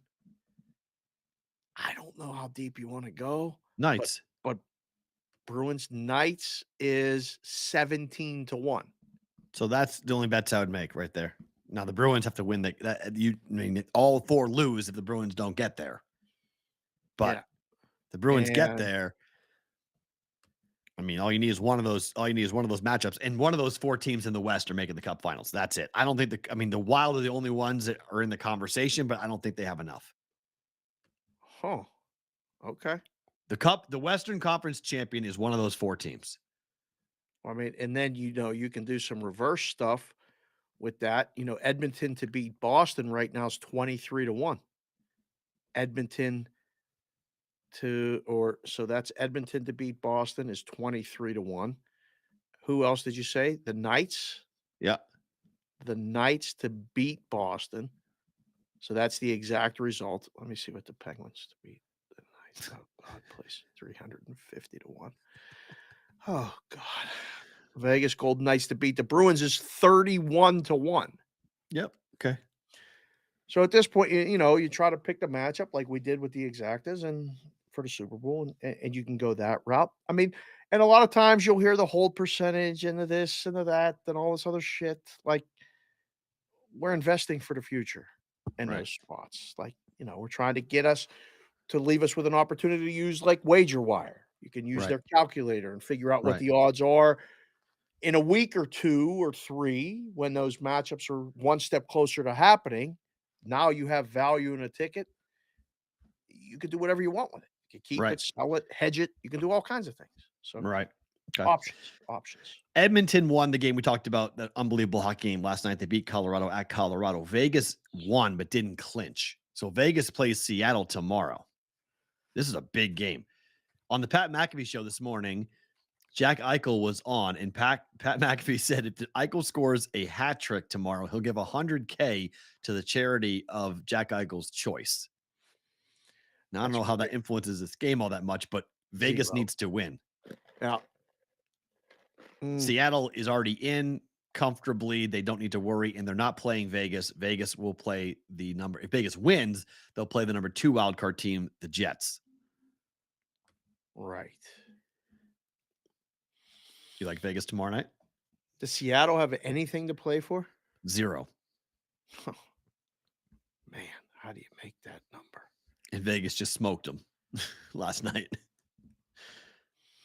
It's close for a little while, and then they're on a back-to-back, and they look tired. And then That's Vegas funny. poured it The on. advanced lines are out for a lot of the games tomorrow. Right. Not out for that one. Fair. Because we'd be sitting in a room going, who in the hell is going to play Seattle. for Seattle? Right. I mean, the question also, I mean, Vegas needs it. So Vegas has to send everybody. That was we joked about it yesterday that Vegas was going to send 0 people to Seattle, but they've got to send everybody now. They need the game. It's a much different situation for them. It's a much different path for them. If they lose and Edmonton wins, Edmonton, I think the tiebreak goes to the Oilers. Yeah, it does. So the Oilers are the 1 seed, and the Oilers play Winnipeg, and Vegas plays the Kings. It's a much different series than playing the Winnipeg Jets. Edmonton is at home tomorrow. Yep. Against San Jose. Yep. They're going to beat them by 50. The opener's minus 520. And the total is going to be 8. Like, it's going to be like it's 7. It's going to be 8. Like, it's going to be insane. Edmonton's going to score 100 goals on them. Like, it's going to be ridiculous. That is a rout of a rout. Because they play at the same time, right? Edmonton and Vegas play at the same time? No. San Jose and Edmonton is a 6 o'clock Pacific start. Vegas and Seattle's a 7:30 Pacific start. So Vegas will have a little bit of an idea. Yeah, it'll be halfway through the game. So if it's 4-0 Edmonton, you're going to get the full bore Vegas Golden Knights team. They're going to go play their asses off. Well, yeah. Or if Edmonton's down 4-0 in San Jose, they'll play nobody. And they'll just coast it. Wow. We got to remember that's an in-game. That's an in-gamer we got to keep an eye on. That's interesting. How that winds up going. Yeah. So you who wins the Metro? Can the Devils do this? Why not? The Devils beat Carolina. I mean, and catch Carolina. So it's 110, 111. They both have 1 game left. 110, 111, and Carolina is at home against Florida. No, Carolina's tomorrow. At Florida. Oh, they're at Florida. Sorry. Okay. At Florida. Okay. New Jersey is at Washington. Florida is in. If they lose, well, they're in, but if they lose the game and the Islanders win today, Florida is playing the Bruins. Wait, if Florida does what? If Florida loses and the Islanders win, the Islanders jump Florida and Florida plays the Bruins. Oh. So Florida is going to play their asses off against Carolina to avoid the Bruins. Of course. Which means Carolina, if they lose and the Devils win, the Devils they win the Metropolitan. And the Devils play the Islanders. Well, the Devils definitely want to play them for sure. Of course. Bruins just smacked them. 100% the Devils don't want to play the Bruins. Carolina Wow. could blow this. Oh my. And then Carolina's got a much different situation for them. If they're thinking they're playing a wild card team, they play the Rangers. They blow this. They play New York. They play a series they can lose. If the Right. Rangers can knock out the Hurricanes, the Bruins' path to the East just got real easy. Yeah. Wow, this is going to be great. The Eastern Conference, like Sheck said, the Wales Conference is going to be very interesting. I don't know. This is a lot to look at for tomorrow. I mean, we're going to have, we just did hockey talk just now. There's only 3 games tonight. There's a lot of things are impacted by So that many. Islander I game. thought I'd be done. I thought tonight was my last night betting hockey Right. in the regular season. Tomorrow's got so many good games to bet. Friday too, for that matter, because Colorado's, they had 2 games left. So we'll see what happens with Colorado late in where they're going to be. But you hate the Jets. The Jets have clinched a playoff spot. They're probably playing Vegas. Are they 4 games and done? 4 and Wait, who? Oh, he froze. He froze. Snap your fingers. Come back. There he is. He's back. All right. What was the question? Because your audio and your video froze. Oh, wow. Winnipeg Jets. Have you changed at all your opinion that they're going to be a quick stay in the playoffs? First round exit. 5 games for Vegas? No. That might be a longer series. It's a contrast in style. Listen, Hellebuck can win them the series. That's the So wait a minute. So now you're on my side? Yes. No. I don't. I mean, I think that Vegas is a clear favorite. The numbers will indicate that the Vegas is a clear favorite. Right. But it's hockey, man. It's anything could happen. I mean, literally anything could happen. When you have a goalie like Hellebuck, they can win this series. Can they win the cup? I don't think so. But they can win the series. I agree. Yeah. On a scale of 1 to 10, how likely is it that the Islanders will win tonight against Montreal? 10. 10. It's 9.5. There's a chance. You're saying there's a chance. I think there's a big chance they choke tonight. I hope you're right. I think there's a big chance they choke tonight. The numbers are wild. They're 1-1 straight up against Montreal this year. 2-1 and 4-3. They lost 4-3. Sorry, they won 4-3 and they lost 2-1. Monte Blue has played 2 games. He gave up 5 goals in total to the Islanders this year. Islanders don't score. Tight hockey game potentially and a lot of pressure because the Islanders are at home, much like the Penguins. Playing at home could be a bad thing for the Islanders, in particular if the Canadians score first. Right. Everyone's butt gets tight. It's low. I mean, wow. Our guys at Circa are searching for the Montreal or for the Islander money right now. Minus 317 right now versus the market is minus 350, minus 360, minus 380, minus 360, minus 340. What's the puck line now from Montreal? from Montreal, what's the puck line? Your average price is plus 1.5. You can still find plus 115, 110, 120. Good. That's what I got last night. Yeah. And at Circa, it's only plus 109, the lowest price in the world, because JYD and the boys don't want any Montreal money. Maybe they know. Maybe Montreal can actually win this game. Telling you, I'm not gonna. We'll get to it and better to book it. I hope I'm wrong. Believe me. I hope I'm wrong. I again, anything can happen in a one gamer, especially with all the pressure in the world. We saw it last night. And the Islanders, I mean, they had their chance to control their destiny. And they lost a playoff spot. They were on the road and lost to Washington. It's smoked. Same in the first thing period. could happen. I Same agree. thing could happen. Montreal goes into that game and says, "Let's go, take the Islanders out of the playoffs. Let's go."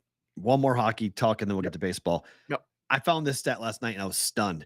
The St. Louis Blues at home this year on the puck line, they are 18-22, down 13 units.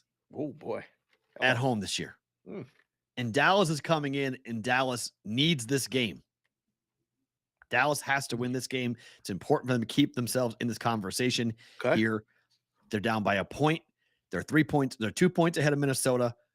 for home ice in their matchup if they don't catch Colorado. And then you've got 105 points for the Avalanche, and they have 2 games left. Mm-hmm. Dallas wins today. They go to 106 points and puts pressure on Colorado to win the Central. St. Louis have any shot tonight? Tonight? Mm-hmm. No. Do they? No.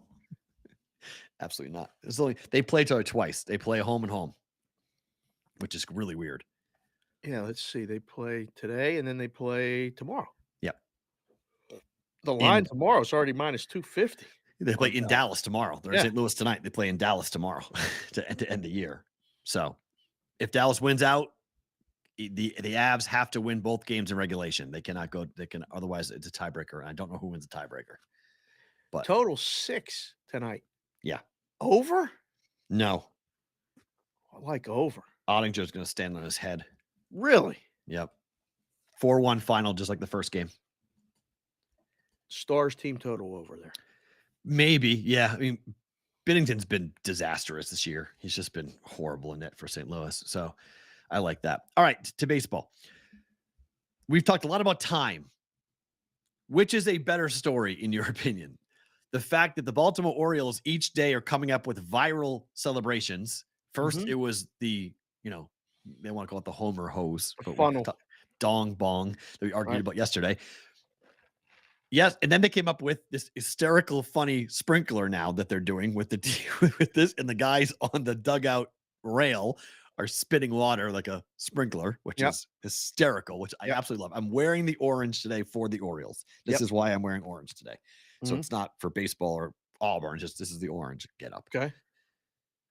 And now Major League Baseball teams have to extend selling beer because they no longer can get it all in. The 7th inning's coming too quickly and their beer sales are going down. Right. So they're having to extend beer sales until the 8th inning now instead of the 7th inning. This is unintended consequences of speeding up the game. Yeah.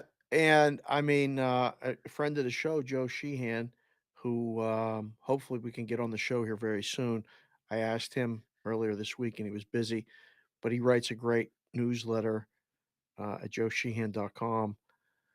He actually presented an interesting point to this. Are we extending the beer sales and then maybe they're going to have some liability about people leaving the stadium because, with more alcohol in their system? Like, because you stop it in the 7th inning and there's still basically an hour to an hour and a half to no drinking, to sober no up. serving. Okay. Now you extend it to the bottom of the 8th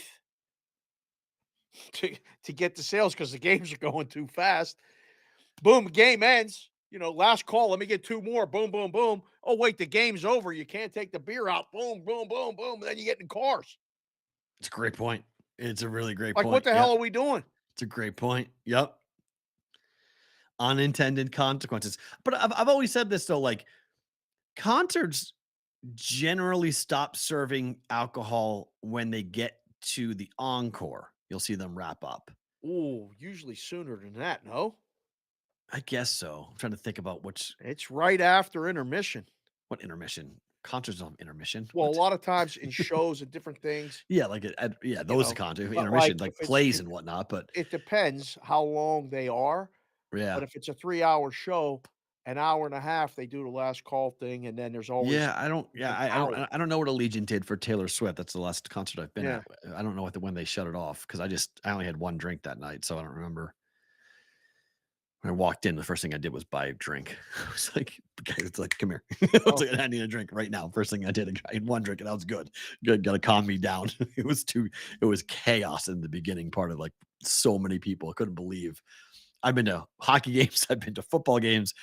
That was a whole different type of crowd. That was wild. But there was no line in the men's room for a long time, and there was no line at the tequila stand for a long time because the kids were too young to drink. It was great. And they all were in line to buy stupid t-shirts, which I still can't believe.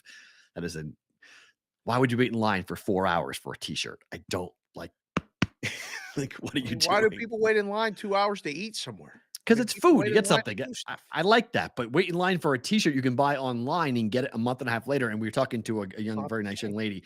We were riding up on the escalator, and Oh, she was going to the very top, the fourth level of Allegiant, to go to that. Each level of Allegiant had its own merchandise stand. And she said, I'm going to the top because no one's going to be up there.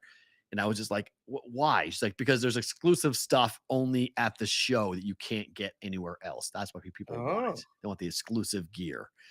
It's like, oh my gosh, this is like, I used to be like that. I get it. I used to be that young kid, used to do that stuff. And I laughed then and I laugh now. But it was pretty funny just to learn 4.5. Because today, for the shows in Tampa, or it's tomorrow, the shows in Tampa, they'll have the same line that we had in Vegas, which is they do the early merch sales right. for all day. So you can, for 7 hours, you can wait outside and you can just to buy a t-shirt to a concert. It's quite bizarre. My. Oh my. Okay, so how do we feel about the Pirates, Rangers, and D-backs start here? 3 teams, Loving both this. with very low win totals, Yeah. have all gotten off to very good starts. Damn right they have. Who is for real? Oh, of those 3? Huh? Which do you buy? I mean, on April 12th, I'm Yeah. gonna say it's 7-0 Houston right now over Pittsburgh. Yikes.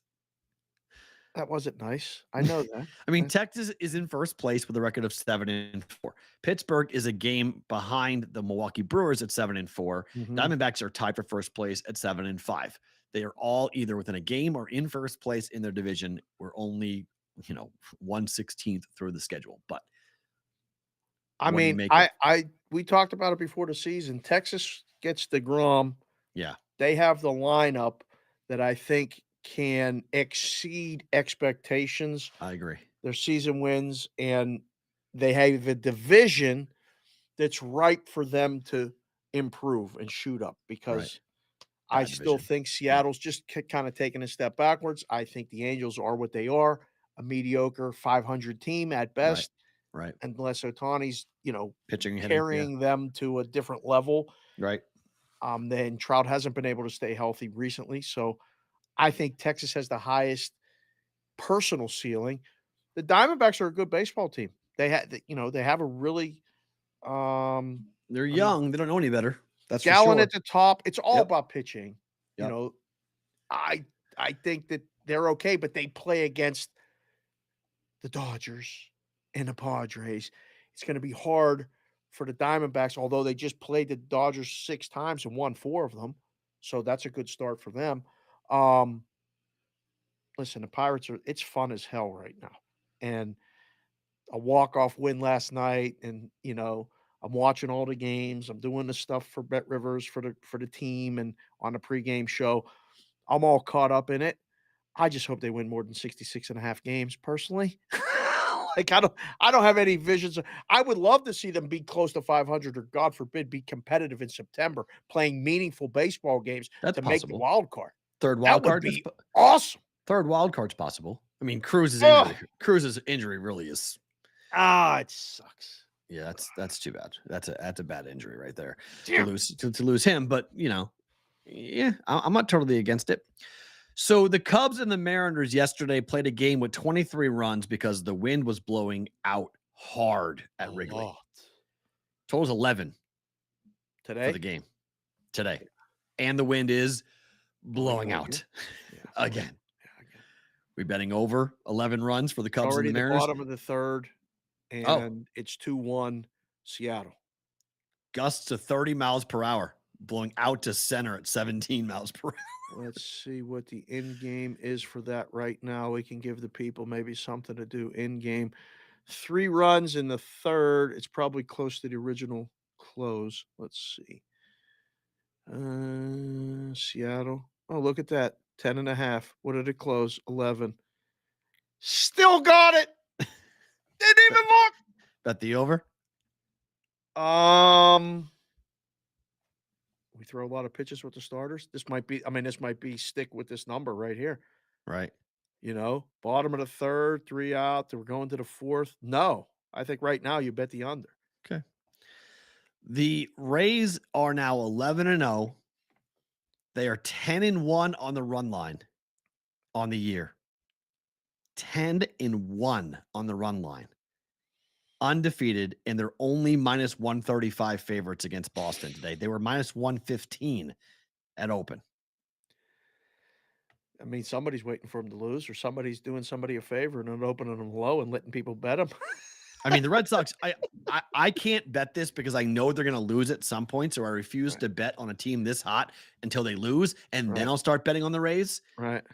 And I'm missing out opportunity after opportunity after opportunity, but like the 1-0 win against the Red Sox, and then they spanked Boston yesterday. They have more home runs hit than runs given up.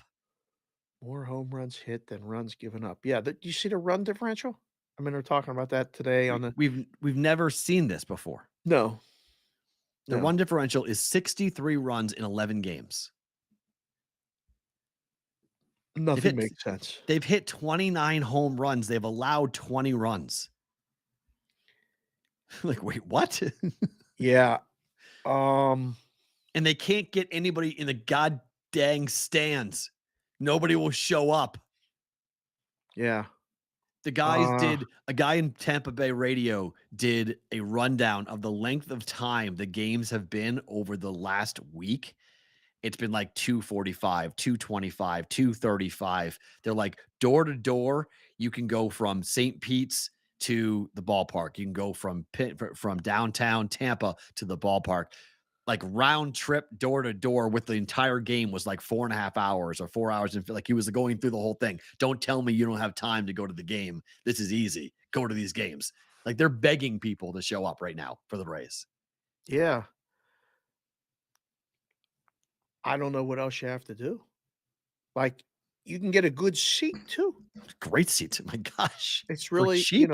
I mean, but I've had some people tell me like it's not a nice ballpark. It's disgusting. It's a hellhole. It's awful. It's an awful place. You've been there? Yes. You went to a baseball game there? Yes. I've been to a Red Sox game there. Oh. I've been to St. Pete. It's the weirdest shaped ballpark. It's cockeyed. It's crooked when you're driving over the water bridges. It's not a fun experience. No, it's just not. Tampa's not a fun place to go. Tampa as a market is a good place to go, but the ballpark's in a bad spot.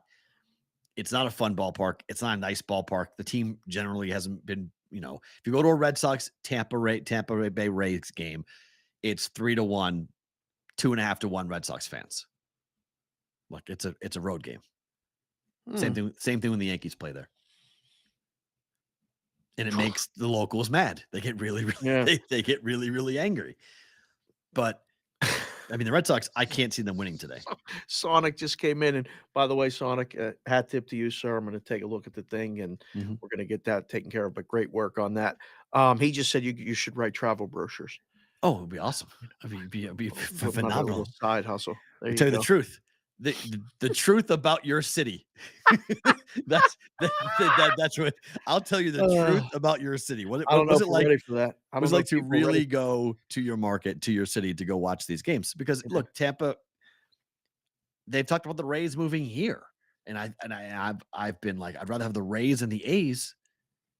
Right, but as far as where they're at, I mean, as a team, but they're going to lose eventually. Is today the day? I mean, I just looked at the pictures. It's Sale against Bradley. I don't know T. Bradley. I don't even know his first name. Doesn't matter. It's an opener, and bet the team total over for the Rays. Chris Sale can't get you out. He's given up, I think, 5 home runs already in 2 starts. I hate those big sweeping lefty curveballs, but I could actually maybe get one into the right field, maybe touch the ball. Yeah, you can. Chris Sale's been so bad.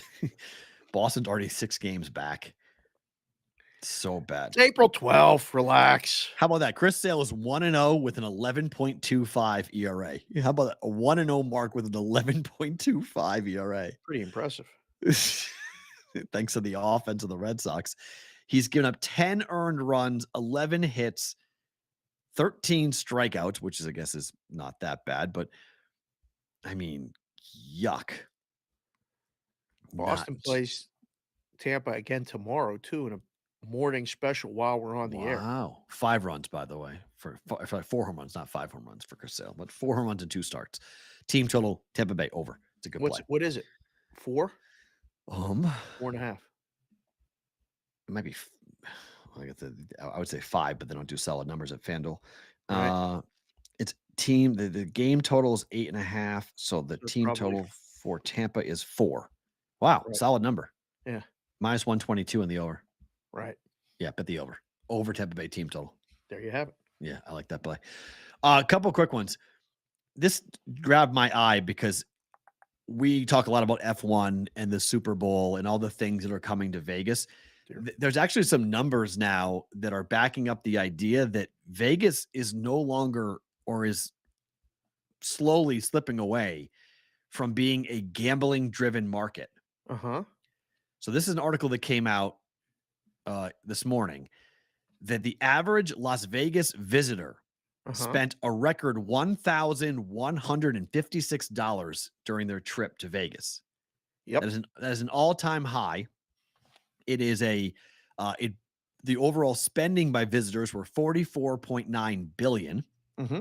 That is despite the city falling 3.7 million short of the visitation levels prior to the pandemic, but they're coming for more experiences. They're Mm-hmm. spending more money on concerts and sporting events, not as much gambling wise.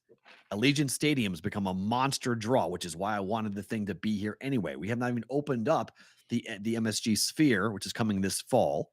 Mm-hmm. And then we've got the Super Bowl in Formula One. Mm-hmm. If you're a casino operator, are you nervous that people are spending on other things and they're not spending it the way they used to when they come to Vegas? Yeah, I don't think they're nervous. I think everybody's grabbing at something. Like, you're charging for everything Yeah. because people are spending. Go to the casino. It's very expensive. This isn't a value destination anymore. Right. Yeah, true. It's right. I mean, you want truth? Like, we'll give you truth. We're here.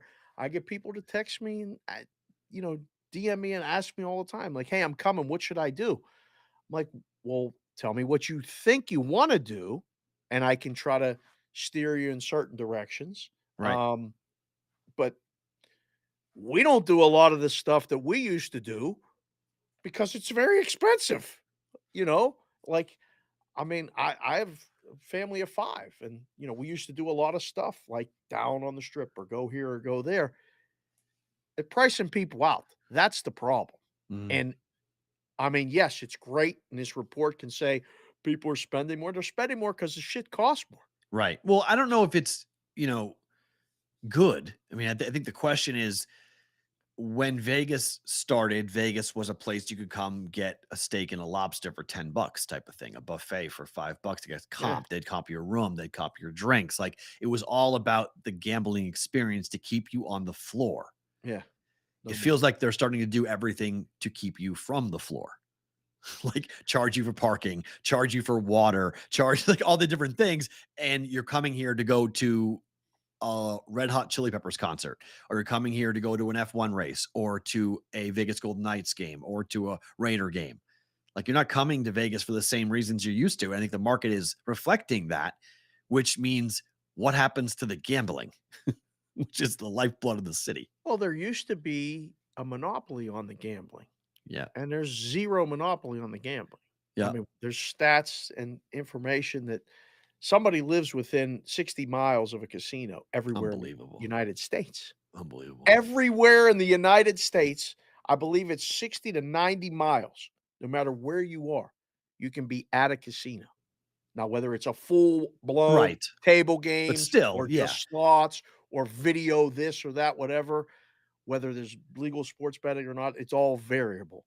But yeah, man, this is I guess sign off for the grid and we'll continue this conversation on BVB bonus time. Okay. Sports Grid, thank you so much. We're back tomorrow for a Thursday. For you guys live on Twitter and YouTube, we'll continue this conversation during BVB bonus time right now.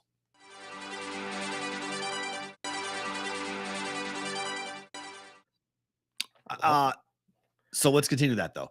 It's not a good thing. Right? I don't think it is. I mean, It because depends we're on the becoming sector. like every other city in that respect, which is fine. Okay, I'll say this. New Orleans has everything that we're talking about. Okay. New Orleans has gambling. New Orleans has culture, maybe more than Vegas does, but they have great restaurants. You go to New Orleans for the Final Four. You go to New Orleans for the Super Bowl. You go to New Orleans for big bowl games. That Vegas is becoming similar to Miami, similar to Phoenix, similar to New Orleans. And the differentiator with Vegas, because it was marketed as such as the adult playground, it's the adult Disneyland, that still exists, but it's changing quickly. I mean, Taylor Swift never would come to Vegas. She never would play here. It was the first time ever playing in Vegas. Played 2 sold out shows to 60,000 people. Right. That's all those. She did like a crowd thing, like how many people traveled to Vegas. It was a louder roar than the people who were locals who had tickets to the show. Always is. So people were coming in. Locals can't afford to go. They work in casinos. They don't Right. pay shit. Right. You Right. you go work a regular job at these places and they tell you, yeah, you get I mean, the regular hourly wages. These people can't afford these tickets. Yeah. Used to go to work and work with people that were literally, just scraping by, and yet, serving food that had average bills of $1,200. Right. I mean, it's becoming a different type of experience for a lot of different reasons. 100%. They want to legalize mushrooms because they keep on trying to find new ways of making Vegas different. Yeah, there's a bill right now in Reno, in Carson City, to legalize psilocybin. They're going to start with medical. Say that word again? Psilocybin? Yeah, what is that? Psilocybin mushrooms are basically what they call magic mushrooms. It's the hallucinogenic mushroom that you can take in various forms. Oh. Tea, eat it, powder. Oh. So they're trying to legalize it. They're trying to legalize it in Nevada because they're trying. It feels to me like they're trying to give different reasons to get people to come to Vegas and why is Nevada unique? Well, sports betting's everywhere now. Nevada's not unique. Well, gambling's everywhere now. Nevada's not unique. Okay, we got great restaurants and we got great experiential stuff here, and we have big events all the time. And the hotel rooms, nobody is set up the same way we are with like the Strip. You can't just build that. But that's why they legalized cannabis, because they wanted to be on the forefront of that. So like they're constantly trying to find new reasons. You can drink 24 hours a day here. Can't do that in most places. Like it's not going to be shocking to me if somebody starts talking about the idea of lowering the drinking age in Nevada to 18. Like, how do you get people to come here? What about the way going back to the way it used to be when It will they never would happen. come here, Never but they happen. would come back because I think what's happening One and done. is it's a one and done trip. Yep. Because And it's a once every 5-year trip. It's not consistent. Like if you do correct. it, you call, hey, we're going to come and we're going to come for 4 or 5 days and we're going to go in 2010, 2015, 2021. Like we're not making it a consistent thing unless we have business to come here for, whether you come to CES or you come to a different convention every year. But yeah, it's not a consistent trip. Because people get nickel and dime. They get annoyed and they get mad. But it's never going to change because the corporations have to answer to Wall Street. So they're never going to change. I mean, they're going to make it worse. Robot bartenders are the next thing. Oh, it's already happening where you used to be able to like take care of the bartender and he would take care of you. And, it was, the way you used to be able to play a machine and get comps or play at the tables and get comps. The dealers are few and far between now. That it's getting, that stuff's getting worse and worse. And we're used to get, I used to literally when I was living in Phoenix and coming up here, I would come 6 times a year. I would come every other month. And all throughout the year, there were, when you came in December, it was for New Year's. When you came in February, it was to just come relax or see a fight or a show. March was March Madness. There were different events, different things that you based your trip around. But it was a quick phone call. The guy would get the room reservation, get you tickets and whatever you needed, and all I had to do was play blackjack. I didn't even have to do nothing else. And it was easy. Now it's impossible. You can't even get a drink ticket at a sports book. Right. They're afraid to give you a drink ticket at some places unless you bet $200 or $300. Used to be $20. Right. and they're scared to do it because of their job. Mm-hmm. Like, and you could give them tips and they can do it. Some places are still good with it, but a lot of places are not, man. It's just I don't know. I'm not encouraged by any of that, and I'm definitely discouraged by the fact that they're trying to make this mushroom thing. What's the word again? Psilocybin. Like, oh, I mean, it's bad enough to drive around. I mean, you're gonna get people high on mushrooms all the Well, time. Like, it's medical. You would never know. You would have no medical. idea. Just same with the drinking. That it would be medical at first because there is some research being done that psilocybin mushrooms can help cure ADHD and depression. You can, if you're microdosing, it can help reset. Really? You can reset the brain. Yeah, there is some Okay. research into that. Okay. But I mean, it's going to be. I think it's got a the Trojan horse thing. I think it's in our way of making it more readily available and in another market for Vegas to differentiate itself and say like, hey, we're one of the few places that we have legalized mushrooms. I mean, So, how about we just do it right? do Like, what right? just do the trip right. Like, why do you have to constantly be I mean, like, that's what Vegas's thing has always been, is like constantly reinventing itself. Yes, And has to. it's going to be different Yep. because we could. At some point, you go, you know what? We got what we got. We've got it all now. But they don't Let's want. That's not let's how do Wall it Street right. works. That's not how Wall Street works. I agree with you. That's not how Wall Street I works. guess the fucking lawyers. Wall Street works with all about what's the growth, what's the next avenue, what's the next silo that you're going to go ahead and market and go ahead and have this revenue stream coming in. Such bullshit. That's the last scenes of Casino are unbelievable when De Niro is talking about how everything changed, junk bonds, and everybody came in and everybody knew your name. We got 9 Doormen. likes today, by the way. So far. 9? 9. That's it. Oh, we need more than 9 that. likes on the YouTube channel. We haven't seen that. Hit the like button. Come on, Please, guys. somebody hit the like button, please. What's going on The with that? over-under was 19.5 today. I mean, can we get over that? And then some people are going in and leaving comments, by the way. Apparently that helps the algorithm too. Yes. Whatever this, undiscoverable algorithm is.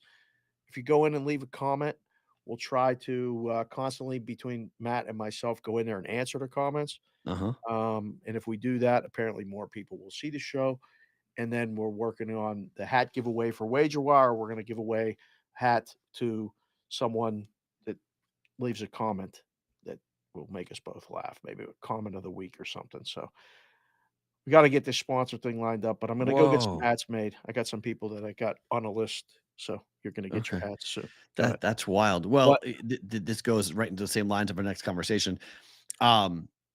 So will you, or do you think people will spend for what is formerly called the Sunday Ticket with YouTube TV? Oh, it's 39 likes currently. Oh, showing 30, 39. I just hit refresh and I was only 9, so I apologize. What the hell does that mean? I don't even know how that happened. Yeah. So Will I pay for it? I don't know if I'm the customer. Will you pay for it? yes. Oh, you will. Oh yeah. And remember, guys, we are on YouTube TV. If you guys are ever wondering about the switch, Oh, yeah. Sports Grid TV is on YouTube TV. The fun thing about YouTube TV is it has an unlimited size for a DVR. There's no capacity. You can save whatever you want, but you also can watch on demand anything that's on YouTube TV. So our show on YouTube, you can watch every episode we've ever done that's on our YouTube channel is on YouTube TV. You go search Bostonian versus the book or just Sports Grid and go just skip ahead till midnight Eastern, 9 p.m. Pacific, and you click on the show and it gives you every episode. So you listen to everything. Have you Watch done everything. that? Like, have you watched like some of our old shows? Oh yeah, I laughed my ass off. Oh yeah, it's funny as hell. I can't go back and you're like, you see the show, you see the evolution of the show. You see how things change and how the show looks and how it's grown and the different things we do and different ways that we, in the beginning, how we presented things and what it looked like. So, but this is big because YouTube TV is going to be a thing. They're calling it Sunday Ticket, I guess, the same thing. Right. $350 for the year. If you want the red zone, it's $390. You get $100 off if you buy it before June the 6th, if you sign up for it and buy it in the summertime. Yeah. If you have YouTube TV, if you don't have YouTube TV and you want it, it's $450 a season or $490 if you want the red zone. That's not cheap. If you don't have, this is why I think people are going to be running to YouTube TV, because for me, if I buy it on June the 5th, it's $250. I don't need the red zone. A lot of people love the red zone. They do. DFS players and whatnot. I don't know. I mean, again, I'm not the customer. I still have cable in the house because I mean, in this house alone, I think we have 8 TVs. Well, it doesn't matter. Eight different TVs. They all can be tied. They all can be tied to one YouTube channel. I know, but YouTube account. the streaming thing, the cable always works. Correct. It always works. So we'll have it on there. This is going to cause a major problem with people with betting. Like So it's this is gonna- 55 seconds to a minute 5 is what the Super Bowl was from a lag time perspective last year.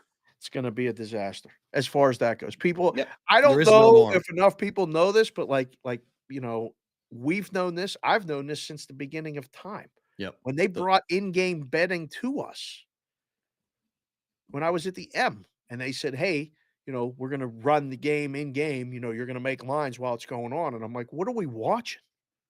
The same thing? Like, who's got the fastest feed is all this matters, Mhm. And there were guys that, I mean, they've been doing this forever. These people Mhm. have been doing this in tennis matches and soccer matches and stuff all over Europe. Golf tried it, and they were like, "Wait a second, there's a guy at the golf." Right. Who knows ahead of time? Who's sending a text to his buddy? He just nailed it to 3 feet. Bet it. Yeah. Whoa. How's this guy right? Like 95% of the time, the way the line's going to move.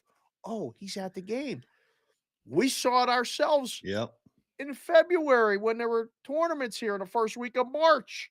And we went to the games. I'm like, watch this. We're going to bet this now. We're going to be ahead of the line move. Again, they don't always win, but you're getting the best number. That's going to be a problem. General fan, I think we'll buy this because it's the NFL, right? Yes. I think YouTube TV is going to see an explosion. This is why I've said to Sports Grid, I've said to other people on the show, people we talk to, that I think our show is going to pick up a lot of interesting people who haven't seen the show before because we're on the sports package. Sports Grid TV is on the sports tier. So it's really big. It's not just, it's big for Stadium. It's big for VSiN. It's big because there aren't that many channels on the sports channel. It's like, I think if you buy the $8 a month sport add-on, it gives you like 20 channels in your region. It regionalizes it. So like I have a lot of the NBC Sports California, NBC Sports Los Angeles. I've got a lot of those channels that are on there. So you have a regionalized sports package, but it gives you, I mean, if you've never seen Sports Grid before, I've never seen Stadium before, you just run into their channels. Like it's just naturally run into it. So people are going to run into our show all the time, just flipping around and going through and finding things. My question just is the cost of this is, I mean, $500 is $500. That's not cheap for a football season. That's going to be, people may balk at that. Well, it was 300 before, right? It was, It was well, $299, in the beginning, they had it where it was 500, but then DirecTV constantly had to lower the price or give it to you for free for retention bonuses. And that's what I was looking at before. HBO made the announcement that Discovery Plus and HBO Max are merging. Okay. It's going to become just Max. So you're going to pay one fee and get all those Discovery channels. You're getting Discovery Channel, Food Network, all these different things. Plus you're going to get all the HBO shows, all the HBO stuff. And the reason why they're doing that is because over half of their customers turn over for either billing issues or other problems. They lose half their audience. Half, which is an insane stat. Half of the U.S. churn is involuntary, according to the head of HBO today, making this announcement. Billing problems is the number one issue. Better messaging of billing problems to enhance retention is a huge issue. Easier, faster logins is what they want. They're going to change the pricing to have a tier structure. I mean, it's, they're going to have it. It's still going to be you want truth? Why the fuck does the bill go up every year when you get the same product? Because they got you, and it gets more expensive and inflation and blah, blah. It's the same reason why the NBA is laying people off, claiming economic uncertainty. Yeah. And where we saw all the stats come out yesterday about where the country has been recession wise. We've had 9 straight months where where inflation's gone down. So all these like recession fears, it's like, what recession fears are we actually happening? We're not seeing any of them. We're going down with inflation prices, everything's going down, but they can claim, strong economic headwinds still to come. It's like, wait a minute, where are they? Where are these strong economic headwinds you're talking about? The country's not experiencing this, but you can lay people off to cost cut because you've always looked at the fat and go, we don't need this, we don't need that. Let's go ahead and pull the plug on it. It's the same thing. It's all about revenue. It's about keeping as much as you can, and how much will your audience pay for what you're offering. Trying to find that threshold. And $500 that might be the threshold. That's a lot. Before we do better to book it, just wanted to keep it's been 4 weeks since Aaron Rodgers has appeared on the Pat McAfee show. He's still not a Jet. It's been 4 weeks.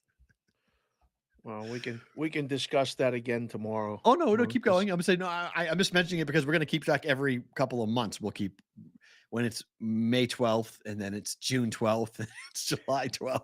I'll throw it back to you with this. Is he a Jet before the draft? No, I agree 100%. No way. Better to book it time. Yep. Montreal plus 1.5 goals at plus 125 against the Islanders. Let's go. Blue, blanc, and rouge. Betting it or booking it? Betting it. Let's go. 4-3-2-1. Montembleu has been good. Needing to be good again. And we saw it last night with playing at home is not that easy. I think the Islanders are actually going to struggle being at home tonight against Montreal because they've got to win to get in. They do. I'm taking the 1.5. 3-2 win for the Islanders is fine by me. I put the Penguin stuff all away. I can guarantee you this. If the blue, blanc, and rouge find a way to win, I will be geared up in Penguin gear from head to toe tomorrow for the show. Stars laying 1.5 is plus 150 against the Blues tonight. Oh my! On the road, sir. Stars are 24 Ain't and scared 6. of that. Listen to me. The Stars are 24 and 16 on the puck line on the road, up 8 units. St. Louis is 18 and 22 on the puck line, down 13 units. Ottinger's in net. Dallas won 4-1 in the first matchup. Oh man! Stars smoke them tonight. Ay. I can't believe it's plus 150. It's a gift. I was stunned. It seems so damn easy. All right, we'll bet it. I don't like it, but we'll bet it. Plus Hold my 150. nose. I mean, we may need an open net goal, but plus Yeah, I 150. know. Plus 150 is plus 150. I'm taking it just on the value. And then Bulls plus 5. You can get plus 6 right now. Bulls plus 5 against the Raptors tonight. No, I mean the people listening and watching. What? Can get plus 6. Yes. You Guys, I think people. you can wait. I think you can actually. Yeah, think. Let me much see, like quick look like last night, right? Get the best number you can. just wait and get 6.5, get 7. You're gonna get, and you may cover them all. We called it last night with that move, and we got there. I mean, an ideal situation is if you could get 7. I don't think we're going to get to 7. I think think 9. There's going to be. I think there's going to be some books. I waited last night. 6.5. I was waiting for 9. I never got it in Vegas. No, nobody gave me 9. I took 8.5. I was like, fine, that's the best I'm going to get. I took 8.5. I don't know if we'll get 7. Yeah. So, Bulls plus the points for sure. I mean, they're live to win the game. We're taking them Outright. Yeah, I think they can win the game outright. Yep. Favorite thing about today is what? Oh, well, 1, it's the Montreal stuff. I absolutely love the Montreal stuff. But 2, I talked to you yesterday. I was on my way to the flower shop, the Bella, great flower shop here in town. If you guys are ever in town, need to send flowers for whatever reason, you should try and use them. But I delivered flowers yesterday, and didn't mean anything. I mean, I did no. I mean, we try to get out of the doghouse. We live in the doghouse basically every day. But the best thing about today is that not currently at the moment in the doghouse, but she sent me a text that I didn't answer about 35 minutes ago because she knows we're usually done with the show at 12:15. Right. And I haven't answered her back yet. So the best thing about today is that I got people to answer to as soon as we're done here. That's the best thing about today. You have to answer for yourself. I mean, the Penguins lost. The Pirates just got whacked. There's a lot of shit going on. I mean, yeah, that's the best thing about today right now. That's all I got right now. So Check joined the show. that was fun. That was a lot of fun. I enjoyed that a lot. I think for me, I think this week has been a really lot of fun because I feel like this. Well, I feel like it is hockey ending for me. Is I'm trying to absorb all as much as I can, knowing how different it's going to be next week when the playoffs are going to start. And I want to enjoy the games tonight. I want to enjoy the games tomorrow, and the games tomorrow mostly will suck, but there'll be some good ones. Yeah. Friday's 2 games will be garbage. Yes. And then we get to the playoffs and everything is totally different. So like today and tomorrow, I really want to try to watch as many hockey games as I can and kind of absorb as much of the teams that are going to no longer be playing, and then get ready for the playoffs and how these matchups are going to go. And then we get the exactas. It's a fun week. So it's been a fun season in the NHL. It's been my most profitable betting season in the NHL ever. So it's been, and that's not even why. I mean, I don't bet the Bruins all that much. I should have. I wish I did. I've left so much money on the table by not betting the Bruins every night. But a lot of B's and C's parlays were a lot of fun, though. Those hit quite consistently. So just getting started. Those were good. Yeah, we're just getting started. Tomorrow's a Thursday. We will talk to you live 10:30 Pacific time. Thanks for hitting the like button, subscribe button. Thank you all. Dave, Matt, Perrault, back tomorrow for BBB.